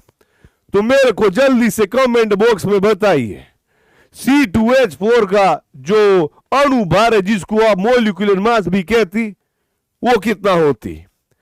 तो इधर जनता का आंसर आता 28 यूनिफाइड। अगर आपको नहीं चमकती, तुमको अभी भी दिक्कत होती, तो बेटा इसको आप ऐसे भी निकाल सकती, 2 गुना कार्बन का मास होती और 4 गुना हाइड्रोजन का मास होती। अब इससे ज्यादा अगर तुम मुझसे पूछेगा तो मैं जहर खा लेती, ठीक है। Okay done. अब मुझे यहां पर प्रतिशत संगठन निकालना है भाई कार्बन का। अब कार्बन का प्रतिशत निकालने के लिए मुझे यह देखना पड़ेगा कि अणु में कार्बन कितने हैं। तो मैं लिखूंगा भाई 2। अब एक कार्बन का भार कितना होता है? 12। 2 का कितना होगा? 2 गुना कार्बन का भार। तो मैंने यहां पर कार्बन लिख दिया और नीचे लिख दिया भाई कितना? अणुभार। मैं तुमको बहुत मारती अगर इस बार भी तुम्हारा उत्तर नहीं आती तो। बताइए भाई कार्बन का प्रतिशत कितना होगा? कार्बन का प्रतिशत कितना होगा? बहुत बढ़िया भाई। पूरे अणु में से कार्बन 2 थे तो 2 गुणा कार्बन कर दिया, अणु भार हमें पता लग गया, गुणा 100 कर दिया। तो ये आएगा हमारे पास 85.72%। ठीक है, 85.72%। अब मुझे हाइड्रोजन का परसेंटेज निकालना है। अब क्योंकि हाइड्रोजन इसका लास्ट वाला तत्व है तो हम ये फॉर्मूला यूज करें तब भी वही आंसर आएगा, और यदि मैं 100 में से इसको घटा दूं तब भी वही आंसर आएगा। तो भाई हाइड्रोजन का परसेंटेज कितना होगा, जरा जल्दी बताइए, हाइड्रोजन का परसेंटेज कितना होगा? आप कहोगे सर यदि आप 100 में से माइनस कर दो 85.72 तो यह आएगा 14.28%। अब मुझे बताइए भाई यहां तक कोई दिक्कत है कि नहीं? मेरे हिसाब से अब आपको दिक्कत नहीं होनी चाहिए। अगर अभी भी दिक्कत है तो बेटा फिर मैं आपको सूद दूंगा, बस फिर तुम्हारा इलाज कर दिया जाएगा। अब इतना ही प्यार होता है, इससे ज्यादा नहीं होता मुझसे प्यार। हाँ, मैं हिंदी मीडियम से हूं तो हिंदी मीडियम वालों की रिस्पेक्ट बहुत है, और मैं चाहता हूं कि हिंदी मीडियम वाले जो है आगे आए, ठीक है, फुल दिल से। लेकिन उसके लिए हिंदी मीडियम वालों को मेरे साथ आना पड़ेगा। अब भाई देखो एक और अणु है C6, C6 रहने दो, तुम्हारी औकात से बाहर हो जाएगा। पहले ये देखो CH3COOH। आप लोगों को इसका अणुभार ज्ञात करना है, और जब आप ज्ञात कर लोगे सीधा आंसर कमेंट में छोड़ देना, किसी को बताना नहीं, नहीं तो उसको पता चल जाएगा। हाँ, C2। अरे भैया बता दीजिए क्या आंसर होगा इसका।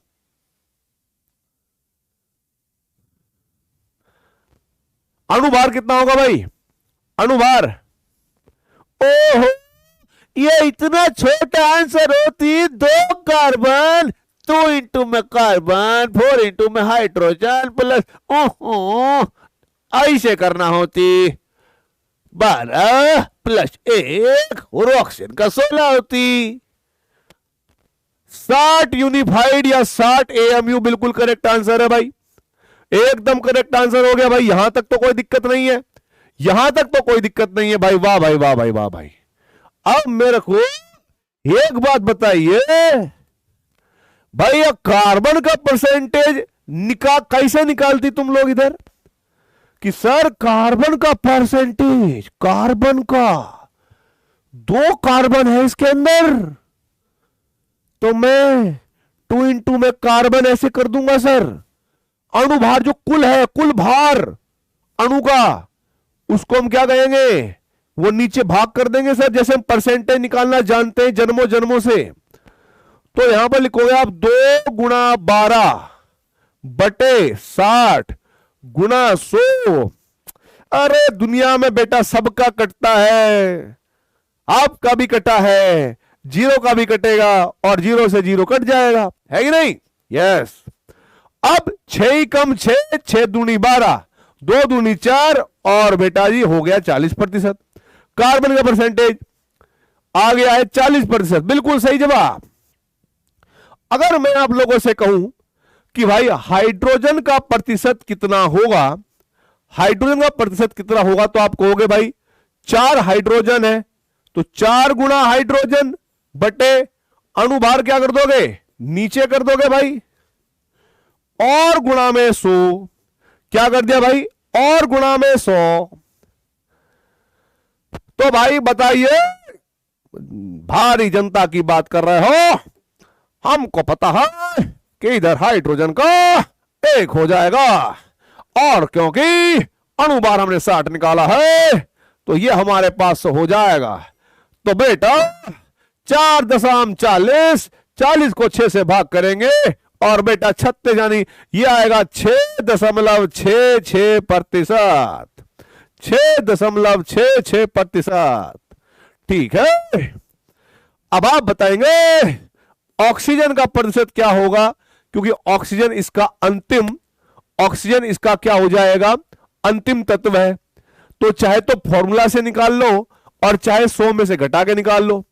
अब आप 100 में से घटाओगे तो 100 माइनस के 40 प्लस 6.66, तो यह आ जाएगा 53.34%। अब बता दो भाई, देखो अब तुम्हें मैं कसम दे दूंगा, हाँ, और इस बार मैं उसकी नहीं दूंगा, इसकी दूंगा। इसकी किसकी? अबे अब भी वही वाली अगले वाले टेस्ट की, जो तुम्हारा टेस्ट होगा, हाँ, उसकी कसम दे दूंगा। हमेशा वही रहती है तुम्हारे दिमाग में और दिलों में। निकालो उसको, इसको रखो, पढ़ाई को। 53.34, 53.34 आ गया। देखो ठीक है, अब देखो भाई, अब देखो भाई, अब आप लोगों को इगड़म पिगड़म तिगड़म जल्दी से बताओ बेटा, जल्दी से। समझ में आया या शराब दूं फटाफट? ये कॉन्सेप्ट क्लियर हुआ कि नहीं हुआ? अभी चमक गया कि नहीं चमक गया भाई? प्रतिशत निकालना आया कि नहीं आया बताइए? Crystal clear. बेटा तुम्हारे लिए मैंने जहर का प्रबंध करा हुआ, जो ये बच्चा कह रहा है वन मोर टाइम, आग लगा दूंगा, ठीक है, जहां मिलेगा वहां पे।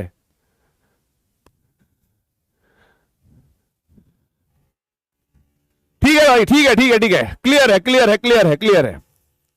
अब देखिए भैया, अब देखिए भाई, अब एक देखो, ग्लूकोज में उपस्थित प्रत्येक परमाणु का प्रतिशत संगठन ज्ञात करो। ये एक प्रश्न है।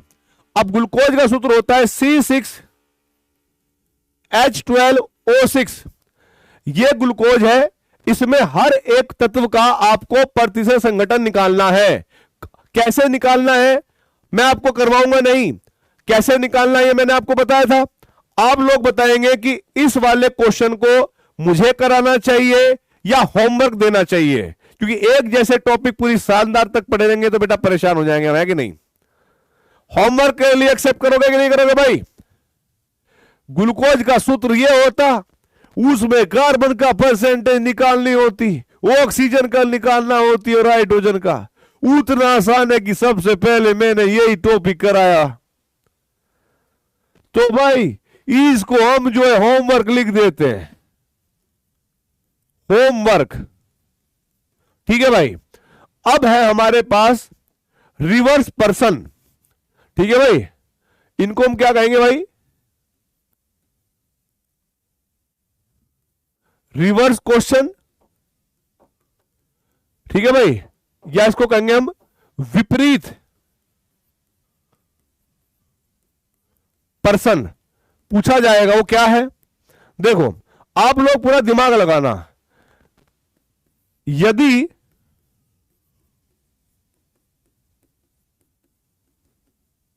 अणुसूत्र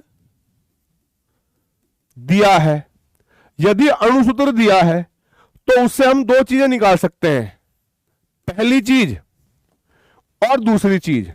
और आपको खुद फील करना है भाई, प्लीज आप लोगों से रिक्वेस्ट है, अभी आपका जो भी पढ़ाई करने का तरीका रहा हो 11वीं में 12वीं में, उसको थोड़ा सा चेंज करने की जरूरत है। अब आपको पढ़ना नहीं है फिजिकल केमिस्ट्री में, मैं आपको पहले रियलिटी बता दूं, आपको सीखना है। आप बायो में जो कह रहे हैं सर उनकी बात मानो, फिजिकल केमिस्ट्री के लिए मेरी एक रिक्वेस्ट है कि आपको दिमाग में कुछ रखना ही नहीं है भाई, बिल्कुल फ्री रह के बैठना है। वीडियो तुम्हारे सामने चल रही है, कुछ चीजें मैं आपको सिखाऊंगा और तभी पूछूंगा, वही का जवाब देना है। घर जाके प्रैक्टिस करनी है, डीपी पे लगानी है, और तुम्हारे भाई गारंटी देता है 45 में से 45 क्वेश्चन तुम्हारी नोटबुक से आएंगे, ठीक है, ये भी क्लियर बात है। लेकिन जो कह रहा हूं वो मानना है। पहला क्या है कि आप दिमाग से ओपन हो पहले, कि अगर मुझे अणुसूत्र दिया है तो अणुसूत्र का जो फोटो देखोगे तो आप दो चीजें निकाल सकते हो उससे बड़ी आसानी से। क्या? एक तो आप अणुसूत्र एकदम से निकाल लोगे, एक तो आप अणुसूत्र आराम से निकाल लोगे, बात पक्की है, यही मैंने सिखाया। और दूसरा क्या है कि आप जो है प्रतिशत संगठन भी एकदम से निकाल लोगे। हम क्या है बेटा जी, प्रतिशत संगठन भी एकदम से निकाल लेंगे। अब ये बात हमें समझ में आ गई, ये बात हमें समझ में आ गई, पहली चीज है ये। अब जो दूसरी चीज है वो पता क्या है? दूसरी चीज ये है कि यदि पर्सन में अणुभार दे रखा हो, क्या दे रखा हो भाई? अणुभार दिया हो, और भाई प्रतिशत संघटन दिया हो, प्रतिशत संगठन दिया हो, तो अब यहां से क्वेश्चन बना क्या भाई, तो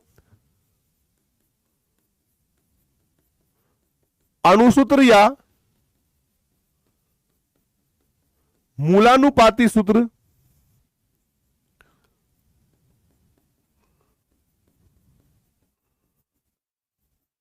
कैसे ज्ञात करेंगे।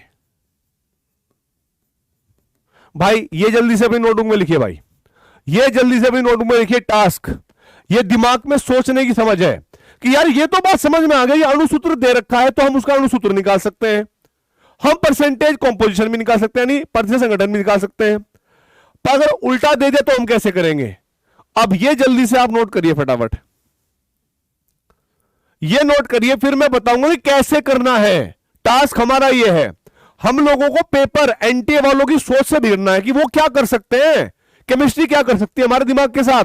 हम पहले से ही अपने आप को इतना ट्रेंड कर लेंगे उनकी हर एक सोच से कि भाई पेपर देने से पहले, क्वेश्चन देखने से पहले आप लोग उत्तर लगाओगे।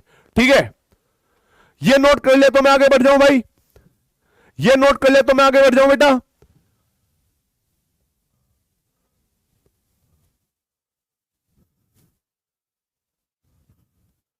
ये अणुसूत्र है बेटा,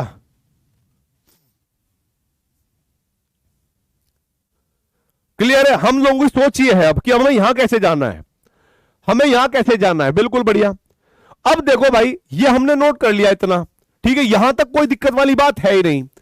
अब मैं आप लोगों को एक बात बता रहा हूं, सबसे पहले आप लोगों को क्वेश्चन में क्या दे रखा होगा, वो एक छोटी सी बात है, ठीक है, पहले से ही अणुसूत्र ओके,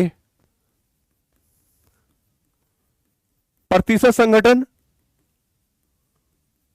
ओके। यहां से कहानी शुरू होगी बेटा क्या करने की, कि आपको हर एक तत्व की क्या निकालनी पड़ेगी, इकाई निकालनी पड़ेगी। तत्व की इकाई को अंग्रेजी में कहते हैं यूनिट, क्या निकालना पड़ेगा, यूनिट। तो यूनिट निकालने के लिए एक तरीका होगा बेटा जी, तत्व की इकाई या जिसको हम यूनिट कहते हैं, वो होगा उस तत्व का जो भी परसेंटेज क्वेश्चन के अंदर दे रखा होगा, उसको हम लिखेंगे गिवन परसेंटेज, उसको हम लिख देंगे भाई गिवन परसेंटेज, जो भी परसेंट में दे रखा है, बटे में उस तत्व के परमाणु भार से भाग कर देंगे। तो ये आ गई तत्व की इकाई। अब मान लो अलग अलग तत्वों की इकाई आ गई, अलग अलग तत्वों की इकाई आ गई, ये है पहला काम जो आपको करना है। फिर यहां से दूसरा काम क्या होगा भाई, सरल अनुपात निकालना, सरल अनुपात निकालना, ठीक है, या इसको हम कह सकते हैं मूलानुपाती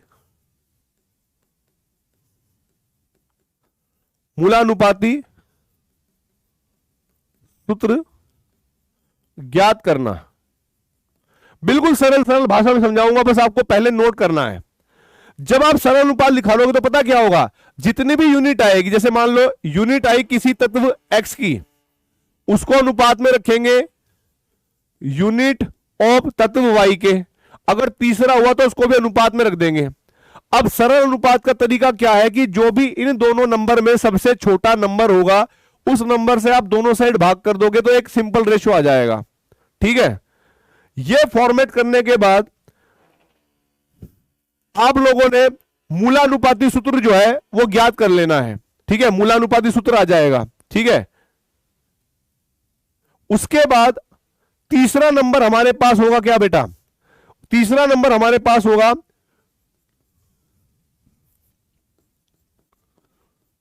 मूलानुपाती, ठीक है, मूलानुपाती सूत्र भार। अब उस सूत्र से सूत्र भार निकालना है आपको, जिसको हम क्या कहते हैं, एम्पेरिकल फॉर्मूला मास। ठीक है, ये आप निकालोगे, ये तीसरा कंडीशन होगी। और भाई फोर्थ कंडीशन में जो भी आपका अणुसूत्र क्वेश्चन के अंदर दे रखा है और आपने जो मूलानुपाती सूत्र भार निकाला ईएमपी, इसका अनुपात निकाल लोगे, वो क्या होगा, अणुभार बटे सूत्रभार, या कह लो आप इसको एम्पेरिकल फॉर्मूला मास। बस ये फॉर्मेट जल्दी से नोट करिए अपनी नोटबुक में भाई, ये फॉर्मेट नोट करिए। किसी को समझ में नहीं आया तब भी कोई बात नहीं है, किसी को थोड़ा थोड़ा समझ में आया तो वो वेट करिए, क्योंकि मैं इस पूरे टॉपिक को कम से कम 4 से 5 क्वेश्चन करवा के आप लोगों के भीतर कॉन्सेप्ट को ऐसा जन्म दूंगा कि आप जिंदगी भर नहीं भूलोगे, चाहे आपको किसी को पढ़ाना पड़े तो भी आप पढ़ा पाओगे। ठीक है, तो फटाफट पहले ये नोट करो, बिल्कुल बेसिक टूल। ठीक है sir, okay, done done done done. अब आपको ये सारी चीजें जो है, सारी चीजें नंबर वारसी क्या करनी है भाई, नंबर वारसी फॉलो करनी है। अब जरा देखो, नोट करो पहले, नोट, इसको नोट ही करना है, इसमें कुछ नई बात नहीं है, इसी को देख देख के दोबारा करना है। ठीक है,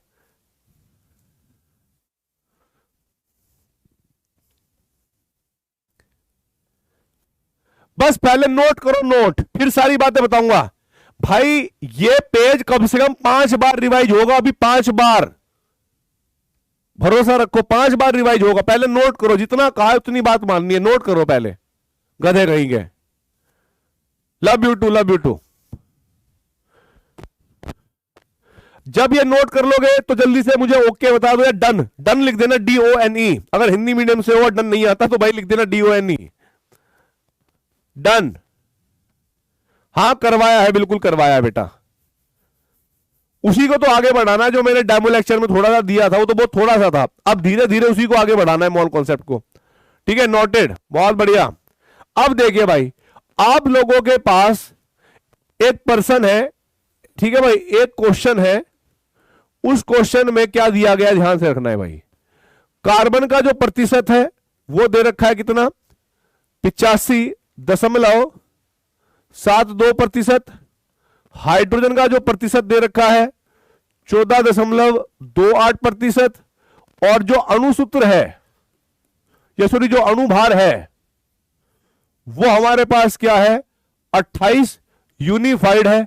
और हमें पूछा गया है कि अणुसूत्र क्या होगा, अणुसूत्र क्या होगा, यह हमसे पूछा गया है। तो हम क्या करेंगे, जरा देखो भाई, हमें अगर पूरा सब कुछ निकालना है, यह सारा डेटा पर्सन में आपको मिलेगा, यह सारा डेटा हमें मिलेगा। अब पहला फॉर्मेट क्या है, आप मुझे बताइए ईमानदारी से, आपको कसम है उसी की जिसकी मैं अब तक देता आया हूं, आपकी नीट की सीट की। ठीक है, कि भाई सबसे पहले हम क्या निकालेंगे, सबसे पहले हम क्या निकालेंगे, मूलानुपाती सूत्र, अणुसूत्र सीधा, अनुपात या यूनिट। सबसे पहले क्या निकालेंगे भाई, सबसे पहले निकालनी हमें यूनिट। और किसकी यूनिट भाई, चाहे तो कार्बन की निकाल लो, चाहे हाइड्रोजन की, यूनिट निकालनी है, बस यूनिट निकालनी है, बिल्कुल सही बात है। और यूनिट कैसे निकालोगे बेटा, कि भाई सूत्र लिखवाया था सर आपने कि जो भी पर्सन के अंदर गिवन परसेंटेज है उसको परमाणु भार से भाग कर देना उसके, जिसकी भी आप यूनिट निकालना चाहते हो। अब भाई कार्बन की परसेंटेज कितनी दे रखी है, 85.72, 85.72 बटे में। अब इसका परमाणु भार कितना है भाई, 12। जब आप इसका अनुपात निकालोगे तो वो मेरे पास आएगा कितना बेटा जी, 7.14। इसमें कोई परसेंटेज का साइन नहीं देना, बस 7.14 लिख देना। ये हमारे पास यूनिट आ गई कार्बन की। ठीक है, ये यूनिट आ गई भाई कार्बन की। आप मुझे बताइए, अगर मुझे यूनिट निकालनी हो हाइड्रोजन की तो कैसे करूंगा भाई मैं, सूत्र मेरे पास वही रहेगा, सेम टू सेम, गिवन प्रतिशत बटे में अणुभार किसका, जिसका भी आप निकालना चाहते हो। अब भाई हाइड्रोजन का प्रतिशत कितना दे रखा है, 14.28 बटे में, 14.28 बटे में। ए का मान कितना है भाई हाइड्रोजन का, 1, तो ये कितना होगा 14.28। ओहो ले भैया, ये तो बड़ा आसान हो ही गई वाह। ठीक है, अब जैसे ही आप लोगों ने यूनिट निकाल ली, जैसे ही आप लोगों ने यूनिट निकाल ली, ईमानदारी से बताइए दूसरा काम क्या है, दूसरा काम है सरल अनुपात निकालना। दूसरा काम है सरल अनुपात निकालना। अब दूसरा काम क्या हो गया भाई, सरल अनुपात। सरल अनुपात ज्ञात करना। और वो कैसे करेंगे कि भाई जिसमें आप अनुपात निकालना चाहते हो, जैसे कार्बन में और हाइड्रोजन में आपको अनुपात निकालना है, तो जो भी आप लोगों ने यूनिट निकाली वो कार्बन की यूनिट कार्बन की साइड रख दो, हाइड्रोजन की यूनिट हाइड्रोजन की साथ रख दो। तो कार्बन के नीचे क्या आएगा 7.14 अनुपात, हाइड्रोजन के स्थान पर कितना आएगा बेटा जी 14.28। अब इसमें से सरल अनुपात निकालने का एक तरीका मैंने आप लोगों को सिखाया था, भले ही आप लोगों का गणित कैसा भी हो, लेकिन मैं फिर भी सिखाऊंगा कि जो भी इनमें सबसे छोटी वैल्यू होगी या छोटा मान होगा उस मान से आप दोनों को भाग कर दोगे। तो यहां पर कितना आएगा भाई 7.14 और 7.14। भाई और बहनों, लेडीज एंड लेडाज, गधे और गधैयाओ, आ गया है 1:2। इसका मतलब है कि उस अणु के अंदर यदि एक कार्बन है तो 2 हाइड्रोजन होंगे। क्या होंगे भाई 2 हाइड्रोजन होंगे। अब ये क्या आया मेरे पास, ये आ गया सर मूलानुपाती सूत्र। ये क्या आ गया बेटा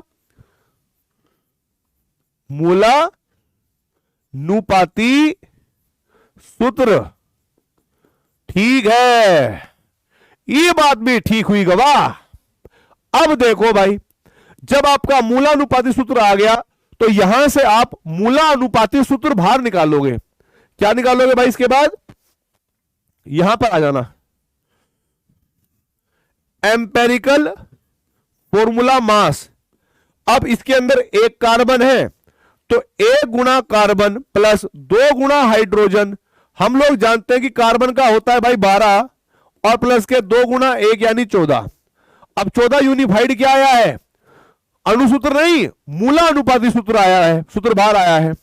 और लास्ट में मैं आप लोगों को बताना चाहूंगा कि जो अणुसूत्र होता है ना, अणुसूत्र, उसका फॉर्मूला होता है मूलानुपाती सूत्र, मूलानुपाती सूत्र की पावर होल n। यानी ये जो n है ना, ये n निकालने का तरीका होता है अणुभार यानी मोलर मास बटे एम्पेरिकल फॉर्मूला मास जो कि आपने निकाला है। अणुभार मोलिकुलर मास दे रखा है कितना 28, 14 आपने निकाला है तो ये आ गया 2। और मूलानुपाती सूत्र कितना निकाला था भाई CH2, यहां पर रखोगे 2 क्योंकि n का मान 2 आया है तो ये आएगा C2H4। आप मुझे बताइए भाई, जिसको यहां तक क्लियर हुआ है एकदम बेहतरीन बात है, जिसको क्लियर नहीं भी हुआ है अगला पर्सन आपके सामने आएगा, ठीक है, टेंशन नहीं लेनी है। फटाफट बताइए कमेंट बॉक्स में किस किस को यह फॉर्मेट अब समझ में आ गया है और उसको यह लगता है कि अगर मैं 3-4 क्वेश्चन इस फॉर्मेट पे कर लूंगा तो धरती में किसी के पिताजी में भी हिम्मत नहीं है कि मेरे अंदर से वो कॉन्सेप्ट को मिटा दे। इतना कॉन्फिडेंस आपको रखना पड़ेगा अपने अंदर भाई। डरना बिल्कुल नहीं है कि किसी ने कह दिया तेरे खराब हो जाएगा पेपर, किसी ने कह दिया तेरे से क्वेश्चन नहीं होगा, किसी ने कह दिया तुझसे नीट नहीं होगा, साइड में गोली मारो। अरे हब फीस दी है, नोटबुक निकाली है, पेन हमारे पास, भगवान ने 2 हाथ दिमाग सब कुछ दिया है, छोड़ने वाले हैं क्या? इस एटीट्यूड में भाई काम करना है। सीख लेंगे, नहीं आएगा तो सीख लेंगे, लेकिन हार नहीं मानेंगे जब तक भी नीट का पेपर ना दे। यस, बहुत बढ़िया भाई, बहुत बढ़िया भाई, बहुत बढ़िया। यहां तक आप लोगों को आ गया एकदम बढ़िया, यहां तक कोई दिक्कत वाली बात है ही नहीं, यहां तक कोई दिक्कत वाली बात है ही नहीं। अब देखिए भाई, अब देखिए बेटा, अगर मैं ये कहता हूं कि मेरे पास, अच्छा ये नोट कर लिया था क्या? एक बार बता दो कमेंट बॉक्स में, नोट कर लिया था क्या? अगर नोट कर लिया हो तो मैं आगे बढ़ूं, ठीक है, नोट कर लिया हो तो मैं आगे बढ़ूं फिर। यस, जिसको समझ में नहीं आया उसको समझाएंगे, क्या टेंशन ले रहे हो भाई, छोड़ेंगे नहीं, अपना एटीट्यूड है ही नहीं छोड़ने वाला। अब देखो इधर, अब एक पर्सन और आ गया भाई, एक और पर्सन आपके उसमें आ गया। इस पर्सन के अंदर कार्बन का प्रतिशत दे रखा है 40%, हाइड्रोजन का प्रतिशत 6.66%, ऑक्सीजन का प्रतिशत वह ऑक्सीजन का परसेंटेज 53.34% यानी 53.34%, और अणुभार अणुभार 60 यूनिफाइड दे रखा है। अब इसको तो मारो गोली, सीधी बात है। ये दे रखा है पर्सन के अंदर, ठीक है, ये दे रखा है पर्सन के अंदर। आप लोग उसी फॉर्मेट पे चलो जो फॉर्मेट आपको सिखाया गया है। सबसे पहला काम क्या है बताओ? सबसे पहला काम क्या है? यूनिट निकालना, और जितने भी तत्व होंगे उन सबकी यूनिट निकाली जाएगी। तो भाई सबसे पहले मान लीजिए मैं निकाल रहा हूं यूनिट ऑफ कार्बन। सूत्र क्या था भाई? कि जो भी कार्बन का प्रतिशत दे रखा होगा गिवन परसेंटेज बटे में कार्बन का परमाणु भार ए। अब परसेंटेज कितना दे दिया भाई?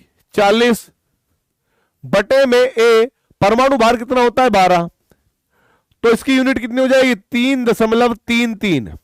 यूनिट कितनी आ गई भाई? 3.33। नहीं, ये उसका नहीं है, देखेंगे उसका है या नहीं है।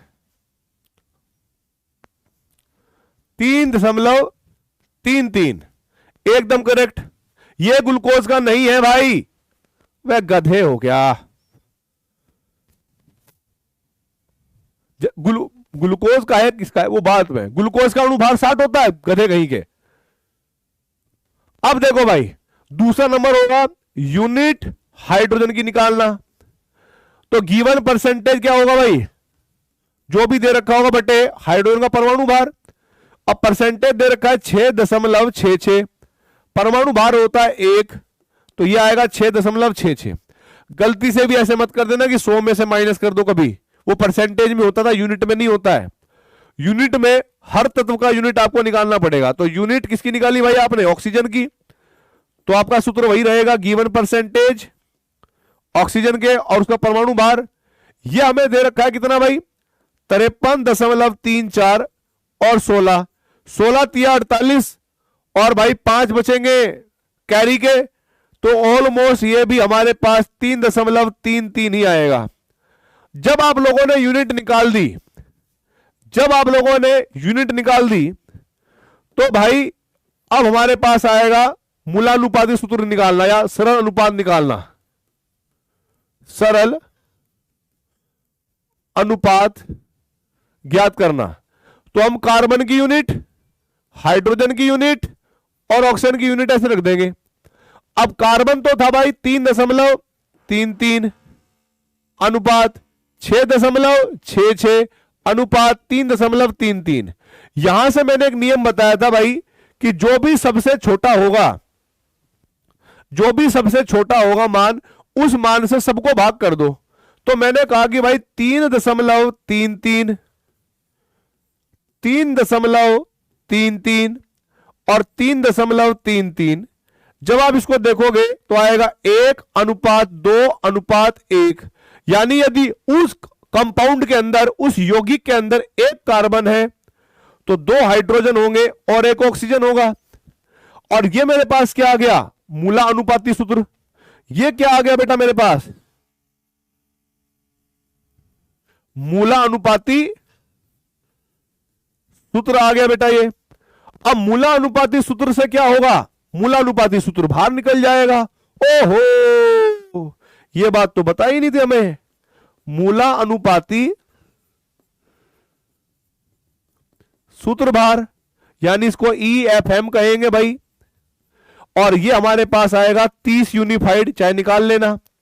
फिर हमारे पास दूसरा काम क्या होगा? अनुपात निकालना। N क्या होता था भाई? अणुभार बटे मूला अनुपाती सूत्र भार, यानी 60/30 बराबर आएगा 2। और क्योंकि मुझे अणुसूत्र ज्ञात करना था, तो चलो भाई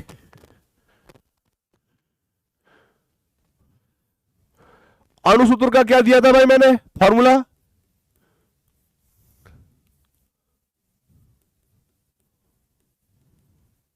कि अणुसूत्र बराबर होता है मूलानुपाती सूत्र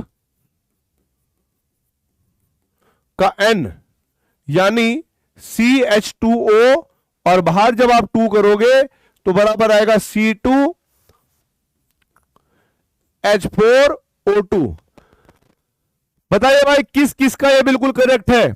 किस किस का बिल्कुल ये करेक्ट आ गया? ईमानदारी से, तुम्हें कसम है। अरे दीवानो मुझे पहचानो, मैं हूं कौन, मैं हूं कौन, सस्ता डॉन, टन टन टन टन टन टन टन। C2H4O2 बिल्कुल सही जवाब।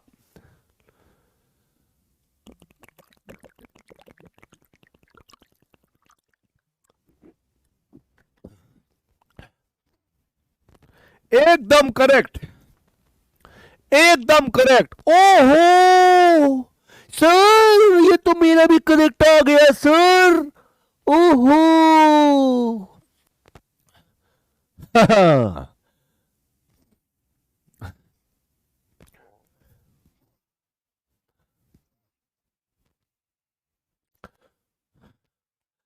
आ गया, आ गया, आ गया।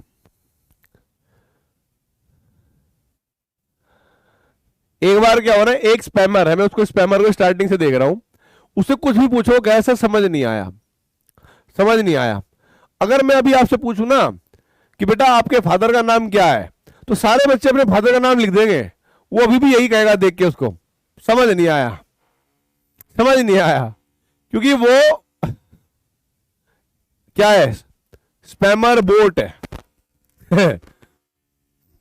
चलो भाई, अगर अगर अगर अगर अगर अगर ये हो गया खत्म, ये हो गया खत्म। ये पर्सन है भाई, एक यौगिक के अंदर 52.2%, हाइड्रोजन 13%, ऑक्सीजन 34.8% है। रुको भाई, इसको हटाते हैं, ये तो हो गए, टाइम लगेगा। ई पर्सन बताइए क्या हो सकता है। देखो भाई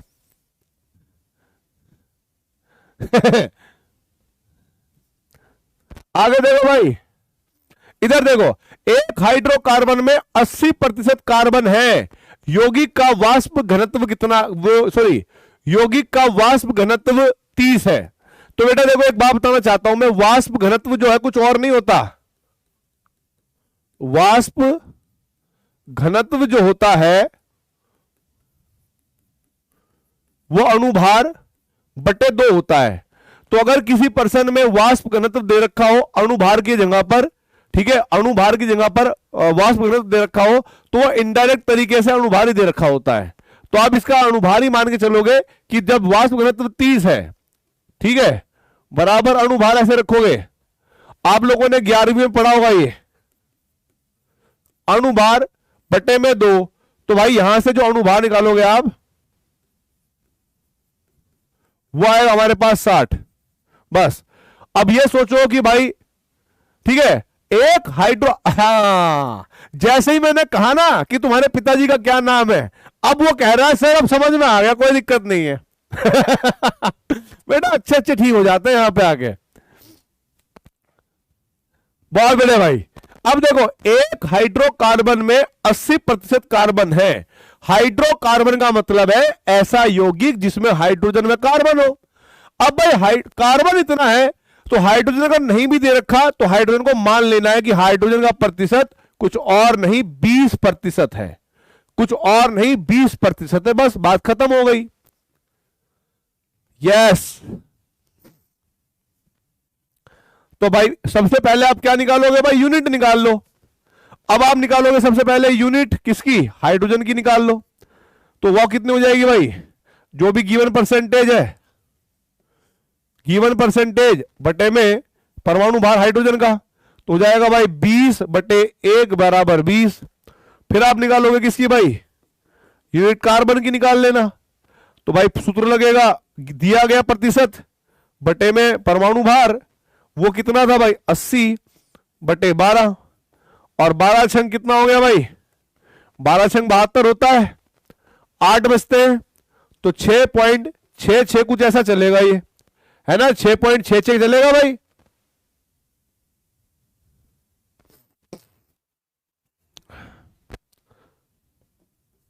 अब देखो भाई, सरल अनुपात निकालने के लिए आप कार्बन अनुपात हाइड्रोजन रखोगे, कार्बन की जगह पर कितना जाएगा 6.66 अनुपात, और भाई यहां पर आप लिखोगे कितना भाई 20 लिख देना।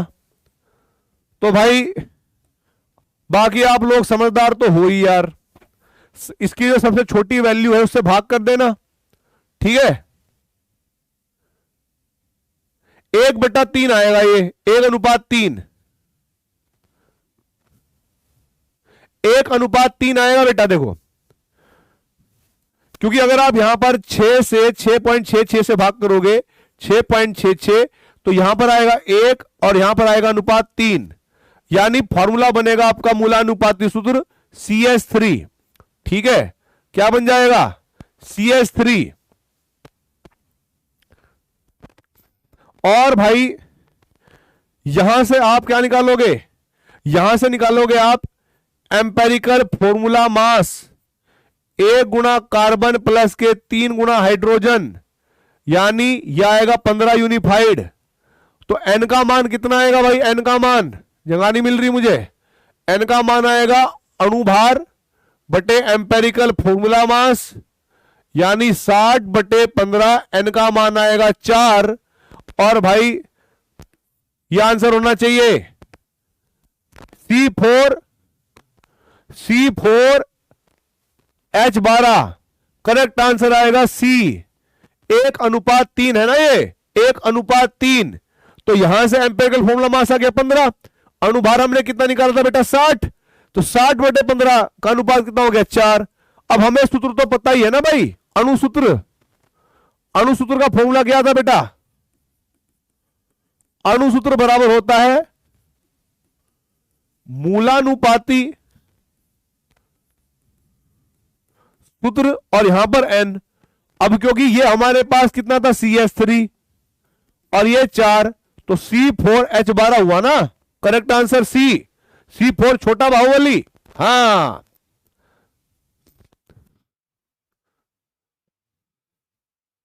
सी आंसर आएगा भाई, सी।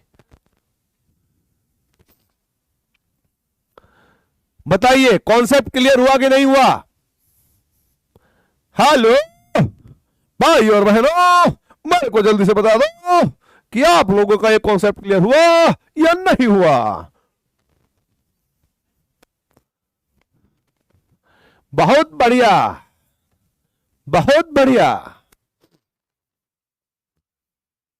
यस। अरे दीवानो मुझे पहचानो, मैं हूं कौन।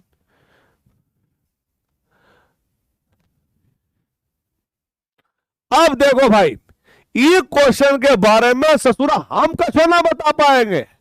याद दिया है वो अयौगिक है जब परमाणु भार का है 12.5 और प्रतिशत दिया है 25, और बे परमाणु का परमाणु भार दे रखा है 37.5 और प्रतिशत दे रखा 75 उपस्थित है। यौगिक का मूलानुपाती सूत्र क्या होगा? ये बता दीजिए फटाफट कमेंट बॉक्स में। प्रतिशत दे रखा है, पहले यूनिट निकालेंगे, फिर सरल अनुपात निकालेंगे, और वहीं से मूलानुपाती सूत्र निकल जाएगा। वहीं से मूलानुपाती सूत्र निकल जाएगा। फटाफट बता तो दीजिए। इस सफर में, नीट के इस सफर में बहुत मजा आने वाला है इस साल, ठीक है। इस साल बहुत मजा आने वाला है। मैं छोटा डॉन नहीं बेटा, डॉन यहां तक आता अपने। मैं हूं बेटा। क्या तुम्हें ये क्वेश्चन आ गया? काजल, काजल मैं ये नहीं रह सकता काजल। बकरी।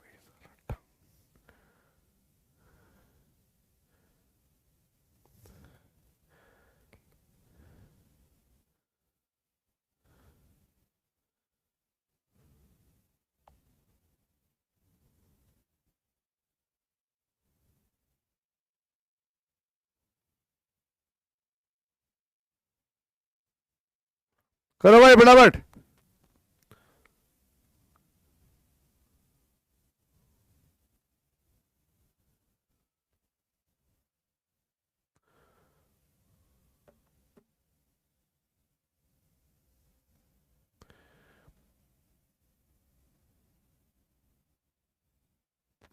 चलो चलो भाई और बहनों, सभी का आंसर ए और बी।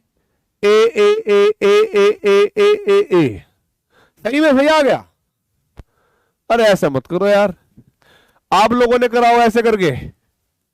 यूनिट ए की निकाली होगी जो आई होगी 25/12.5 यानी 2, और यूनिट निकाली होगी आप लोगों ने किसकी भाई, बी की 75.37.5 यानी वो भी 2। हाँ ठीक है, करेक्ट आंसर आ गया आपका भाई ए, बिल्कुल सही आंसर है, बिल्कुल सही आंसर है। कोई गड़बड़ नहीं करी इस बार आपने, कोई गड़बड़ नहीं करी, कोई गड़बड़ नहीं करी आपने भाई, बहुत बढ़िया बच्चे हैं।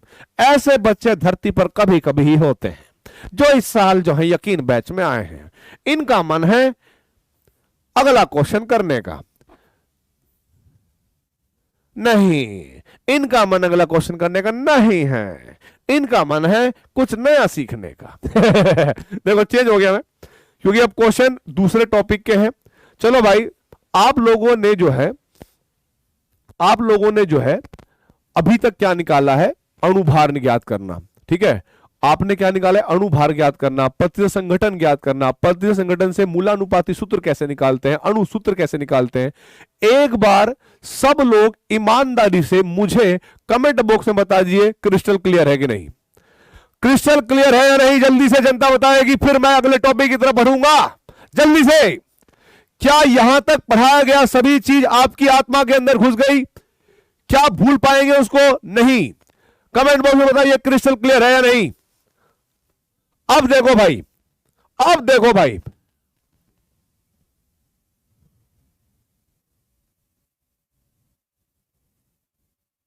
यस, देखो भाई, अब हमारे पास एक नया टॉपिक है जिसका नाम है मोल, जिसका नाम है मोल, एन।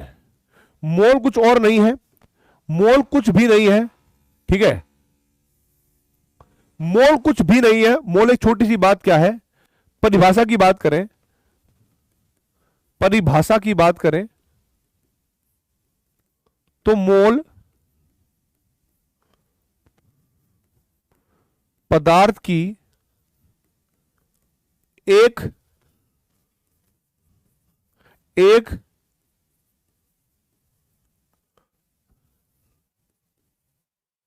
निश्चित मात्रा को कहते हैं। कोई भी चीज आपको टफ नहीं बनानी है, हमेशा हर चीज को बहुत आसानी से समझना है, ठीक है, ठीक है, बहुत आसानी से समझना है। आप लोगों को किसी भी चीज को टफ नहीं बनाना है, क्योंकि है भी नहीं। आप तो नीट वाले हो, है ना, आप तो नीट वाले हो, मैं जेई वाले हो या एडवांस वाले हो, उन तक को कभी लोड लेने नहीं देता, ठीक है। आप तो वैसे भी नीट वाले हो, तो आपको तो समझना बिना टेंशन के पढ़ना है, बिना टेंशन के। सिर्फ डीपीपी के क्वेश्चन, प्रैक्टिस क्वेश्चन, होमवर्क, इन्हें भी करते जाओगे तो मैं तो खुद ओपन कहता हूं नीट वाले बच्चों के लिए कि सारे क्वेश्चन तुम्हें नोटबुक से मिलेंगे, ठीक है। देखो बेटा, मोल पदार्थ कुछ और नहीं है, पदार्थ की एक निश्चित मात्रा को कहते हैं, बस इतना बात। अब है क्या मोल, आप मोल को एन से रिप्रेजेंट करेंगे। आप लोगों को ये पता होगा कि एक सूत्र होता है भार बटे अणुभार। ईमानदारी से बताइए, बात पता है कि नहीं पता, यह सूत्र पता है कि नहीं पता, भार बटे अणुभार, यह बात पता है कि नहीं पता, यस और नो।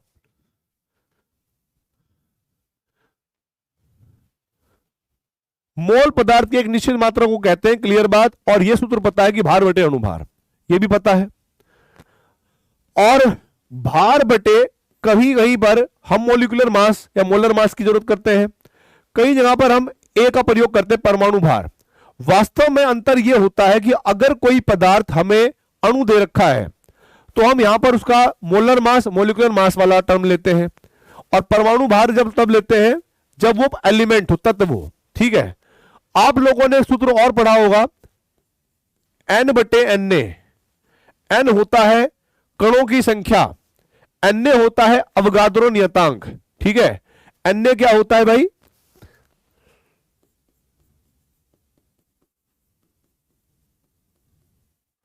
अवगाद्रो नियतांक जिसका मान होता है कितना भाई, 6 दशमलव कितना होता है भाई, 6.23 गुणा 10 की घात 23। ठीक है, 6.23 गुणा 10 की घात 23, इतना आसान है।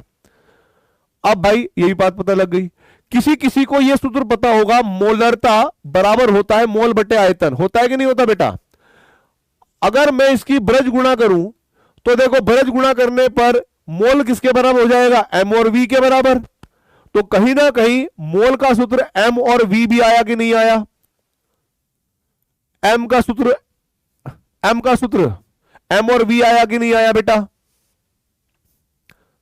अच्छा सॉरी 0.23, वही तो मैं सोच रहा हूं, 0.23 गुणा 10 की घात 23। आई एम एक्सट्रीमली सॉरी, एक पॉइंट हट गया। ठीक है, मैं चेक कर रहा था तुम्हें आता है कि नहीं आता। ठीक है, देखो भाई आगे ये हो गया। आप लोगों ने मोललता का एक सूत्र पढ़ा होगा, छोटा एम मोल बटे किसका आयतन, किसका भार लेते थे बेटा जी हम, विलायक का, सॉल्वेंट का। अगर मैं इसकी ब्रज गुणा कर दूं तो हमारे पास सूत्र बनेगा किसके बराबर, मोललता गुणा सॉल्वेंट यानी विलायक के भार। ठीक है, यह याद रखना है। एक तो आपको मोल के कुछ सूत्र ये याद रखने हैं, पर एक तो ये रखने हैं।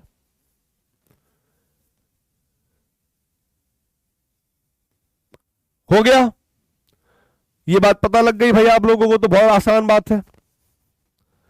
नोट करिए भाई फटाफट यहां तक, अगर यहां तक नोट हो गया हो तो मैं आगे बढ़ूंगा भाई।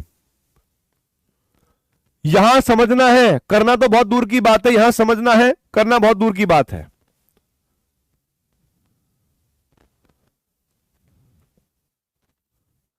भाई 6.022 भी होता है, 6.023 भी होता है, टेंशन ना लो। ठीक है, फटाफट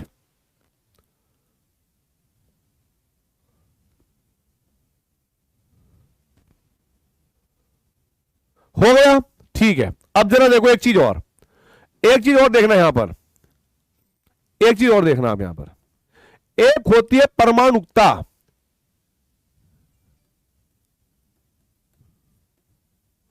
एक होती है परमाणुकता जिसको हम अंग्रेजी में कहते हैं एटॉमिसिटी। ठीक है, परमाणुकता।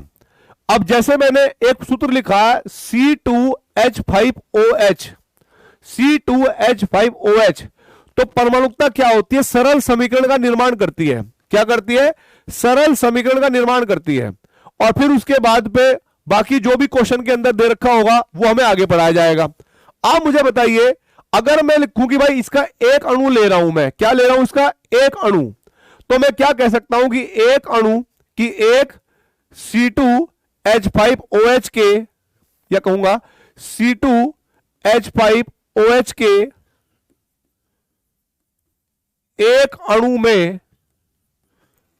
अणु में बराबर कितने कार्बन परमाणु होंगे बेटा, कितने कार्बन परमाणु होंगे, जल्दी बताइए।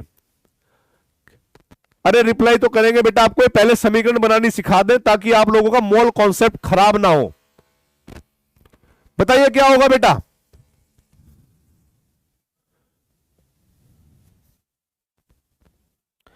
देखो भाई सुन लो मेरी बात।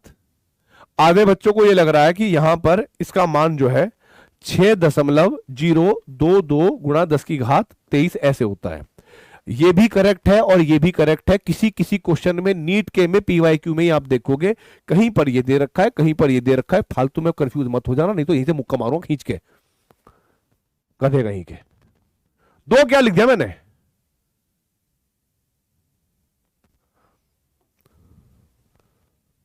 फक इधर देखो,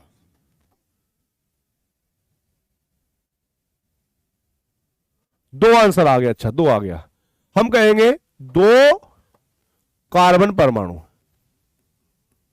ठीक है, फिर मैं कह रहा हूं क्या, देखो ध्यान से देखना, क्या बेटा जी मोल और संख्या, देखो ये तो संख्या का संख्या था ना, ये संख्या में संबंध था कि एक परमाणु में, एक अणु में दो कार्बन, यहां कण और कण है। कण और कण का मतलब क्या हुआ, पार्टिकल की संख्या की बात करी है। आप मुझे बताओ, ये तो एक नियतांक है, ये मोल है, ये हमारे पास क्या है, संख्या है अणुओं की। तो क्या मैं कह सकता हूं कि जो मोल होते हैं वो संख्याओं के समानुपाती होते हैं या व्युत्क्रमानुपाती होते हैं? अगर समानुपाती होते हैं तो यहां से मैं एक अपना समीकरण यह बना सकता हूं कि C2H5OH के एक मोल में बराबर 2 मोल कार्बन परमाणु उपस्थित होते हैं। यह बात आपको समझ में आ गई? यह बात तो आपको समझ में आ गई परमाणुकता की। प्रोपोर्शनल बिल्कुल सही आंसर है। अब मैं आप लोगों से यह कह रहा हूं भाई, अब मैं आपसे कह रहा हूं कि C2H5OH के एक मोल में यहां पर हाइड्रोजन परमाणु के होंगे।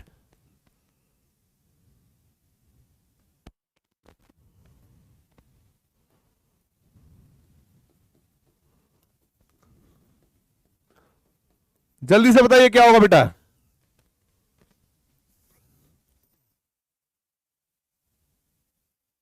बताइए फटाफट। हाइड्रोजन के कितने मोल होंगे भाई? हाइड्रोजन के कितने मोल होंगे बेटा? देखो 5 और 1 6 मोल है, तो हम कहेंगे भाई 6 मोल हाइड्रोजन परमाणु के उपस्थित होंगे। बिल्कुल सही बात है, 6 मोल हाइड्रोजन के होंगे। अब मैं आप लोगों से कह रहा हूं कि भाई C2H5OH के एक मोल में ऑक्सीजन के कितने मोल होंगे बेटा? ऑक्सीजन के कितने मोल होंगे? ऑक्सीजन के कितने मोल होंगे भाई? अरे बहुत सिंपल बात समझनी है भाई, टफ नहीं है ये, बहुत सिंपल बात समझनी है। आप लोगों ने मोल के ये सूत्र पढ़े हैं 2-4, गिवन मास बटे मोलर मास, गिवन मास ये NNA, और इसका चलो यूज भी मत करना, इनको भी छोड़ो आप, इनको अभी आप यूज मत करना, ठीक है? आप लोग बस ये 3 सूत्र तो पढ़े होंगे भाई धरती पे अभी तक जब तक आए हो। अभी मोल कॉन्सेप्ट स्टार्ट नहीं हुआ है, ये तो मैं कुछ समझाने के लिए जो आगे मैं समझाऊंगा उसका बेसिक तैयार कर रहा हूं, जो मैं आगे समझाऊंगा उसका बेसिक तैयार कर रहा हूं। आज का टॉपिक तो मेरा प्रतिनिधि संगठन ही था, मोल तो बेसिकली मैं नेक्स्ट वाले लेक्चर में पढ़ाने वाला था, ठीक है?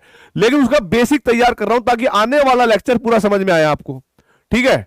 यहां पर कहा है भाई आप लोगों का उत्तर कि C2H5 के एक मोल में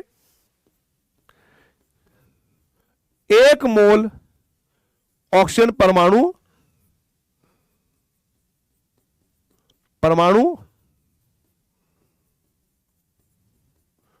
उपस्थित है। यह परमाणुकता है, ताकि जो मोल कॉन्सेप्ट में आगे जो काम आएंगी वो चीजें हैं। एकदम डन है, एकदम डन है भाई, कोई दिक्कत वाली बात नहीं है। अगर आप लोगों ने ये नोट कर लिया हो तो जल्दी से मुझे कमेंट बॉक्स में बताइए कि सर नोटेड, आगे बढ़ जाइए और समझाइए, ताकि मैं इसी टॉपिक को और 2-3 बार समझाऊं, ताकि जब मैं नेक्स्ट लेक्चर आप लोगों को कराऊं उससे पहले आप लोगों को मैं ये कह सकूं कि भाई लास्ट वाले लेक्चर के 15 मिनट में जो समझाया था फटाफट बताओ क्या है, ठीक है? ये बात है। Noted, done. स्पीड से बिल्कुल नहीं चलेंगे, ठीक है? यही स्पीड रहेगी लास्ट तक। मैं ये भी नहीं कहूंगा कि भाई स्टार्टिंग में मैंने स्लो पढ़ाया और बाद में तेजी पकड़ ली, मैं कभी आपको निराश नहीं करूंगा। आज मेरी स्पीड इतनी है, मैं अपनी स्पीड बदलता नहीं हूं, ना तो मैंने आगे को देख के आज बदली है और ना आगे आज को देख के आगे बदलूंगा। सारी स्पीड सेम रहेगी, स्लो ही पढ़ेंगे, यही एवरेज स्पीड रहेगी और आपको ऐसे ही समझाते चले जाएंगे। अब देखो भाई, अगर मैंने ये कहा कि मेरे पास एक सूत्र है H2SO4, अब मैं बोलने की बात करूंगा, जो बोलूंगा मौखिक रूप से आपको कमेंट बॉक्स में टाइप करना है। मैंने कहा कि H2SO4 के एक अणु में, अणु की बात करिए मैंने, मोल की बात नहीं है, दिमाग से सोचना। H2SO4 के एक अणु में कितने अणु, कितने परमाणु ऑक्सीजन के होंगे? एक अणु में, H2SO4 के एक अणु में ऑक्सीजन के कुल परमाणु कितने होंगे? ऑक्सीजन के कुल परमाणु कितने होंगे बताइए भाई कमेंट बॉक्स में, कितने परमाणु होंगे ऑक्सीजन के H2SO4 में? 4। बिल्कुल सही जवाब, बिल्कुल सही जवाब, बस मैं यही चाह रहा हूं। अब मैंने आप लोगों से कहा कि भाई H2SO4 के, क्योंकि अणु संख्या कह लो या मोल कह लो, संख्या और मोल समानुपाती होते हैं, तो समीकरण हम ऐसे भी बना सकते हैं कि H2SO4 के एक मोल में ऑक्सीजन परमाणुओं के 4 मोल होते हैं, ऑक्सीजन परमाणुओं के 4 मोल होते हैं। अब आप मुझे बताइए H2SO4 अणुओं के एक मोल में हाइड्रोजन परमाणुओं के कितने मोल होते हैं? हाइड्रोजन परमाणुओं के कितने मोल होते हैं? बताइए फटाफट, बताइए फटाफट। 2 मोल आ गए, बहुत बढ़िया, बहुत बढ़िया।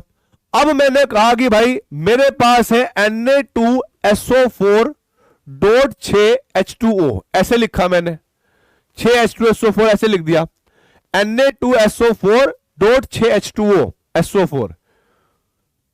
अब हमारे पास मैंने कहा दिया कि भाई सोडियम सल्फेट हेक्साहाइड्रेट, हेक्सा मतलब 6 वाटर है, सोडियम सल्फेट हेक्साहाइड्रेट के एक मोल में ऑक्सीजन परमाणुओं के कुल कितने मोल होंगे बताना।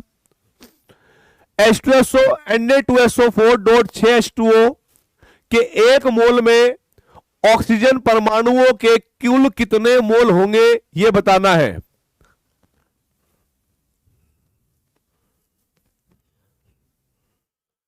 ऑक्सीजन के कितने होंगे बेटा? भाई देखो 6 ही कम 6 और 4 इधर 10 होंगे, है ना, 6 ही कम 6 और 4 इधर 10 मोल होंगे। देखो 5 आंसर आ रहा है, 5 गलत है बेटा। आप समझो एक मोल में, एक मोल का मतलब पूरा का पूरा एक अणु है, ये पूरा का पूरा एक मोल मानना है, तो 6 ही कम 6 और 4 10 हो गए, बिल्कुल सही आंसर है। ठीक है, मैंने कहा कि भाई मेरे पास एक सूत्र है K2SO4.Al2SO4 का होल थ्राइज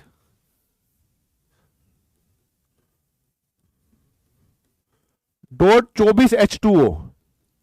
मैंने कहा कि भाई पोटास एलम के एक मोल में कुल ऑक्सीजन के कितने मोल होंगे, कुल ऑक्सीजन के कितने मोल होंगे, ऑक्सीजन परमाणुओं के, इसके अंदर बताइए भाई कितने होंगे,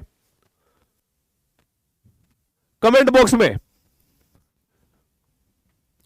ऑक्सीजन के इसके बताना कि एक मोल में कितने ऑक्सीजन के होंगे।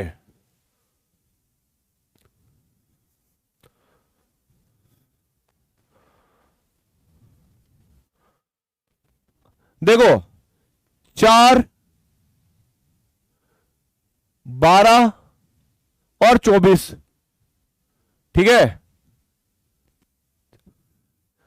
4, 12 और 24 देख लो, 40 मोल होने चाहिए भाई, 40 मोल ऑक्सीजन है, क्योंकि 24 में 12 जोड़ोगे 36 और 4 40, 40 होना चाहिए भाई, 40, बिल्कुल सही जवाब, 40 मोल ऑक्सीजन के हैं। ठीक है, अब आपको बताना है कि पोटास एलम के एक मोल में कुल सल्फर परमाणुओं के कितने मोल होंगे। अब सल्फर की बात करनी है यहां पर कि सल्फर के कितने मोल हैं, सल्फर के कितने मोल हैं, देखना आना चाहिए बस। ये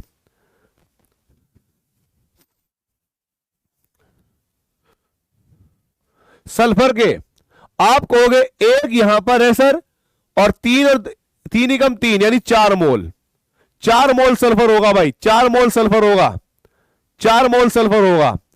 अब ये अभी तक मैंने जो परमाणुकता की बात करी है, ये किसी सिंगल तत्व को लेकर करी है। कभी ऑक्सीजन पूछ लिया, कभी सल्फर पूछ लिया, कभी कुछ पूछ लिया, कभी कुछ पूछ लिया।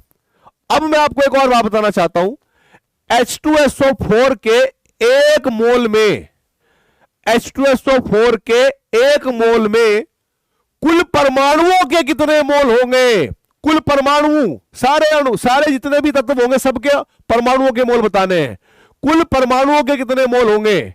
तो आप कहोगे सर 2 हाइड्रोजन 1 सल्फर और 4 ऑक्सीजन, यानी 7 मोल परमाणुओं के होंगे। परमाणुकता क्या है, अणु को देखकर नंबर के बारे में बताना कि भाई ये रिलेशन है, बस। ठीक है, कितने मोल परमाणुओं के होंगे बेटा जी, एक मोल H2SO4 में कितने मोल परमाणुओं के होंगे? परमाणुओं के, कुल परमाणु कोई भी हो वो 7 मोल हो गए। बिल्कुल सही जवाब। मैंने कहा कि भाई सोडियम सल्फेट .6H2O के एक मोल में कुल परमाणुओं के कितने मोल होंगे? कुल परमाणुओं के कितने मोल होंगे, ये मेरा क्वेश्चन है भाई। Na2SO4.6H2O के अंदर के एक मोल में कितने मोल परमाणु के होंगे, ये बताना है।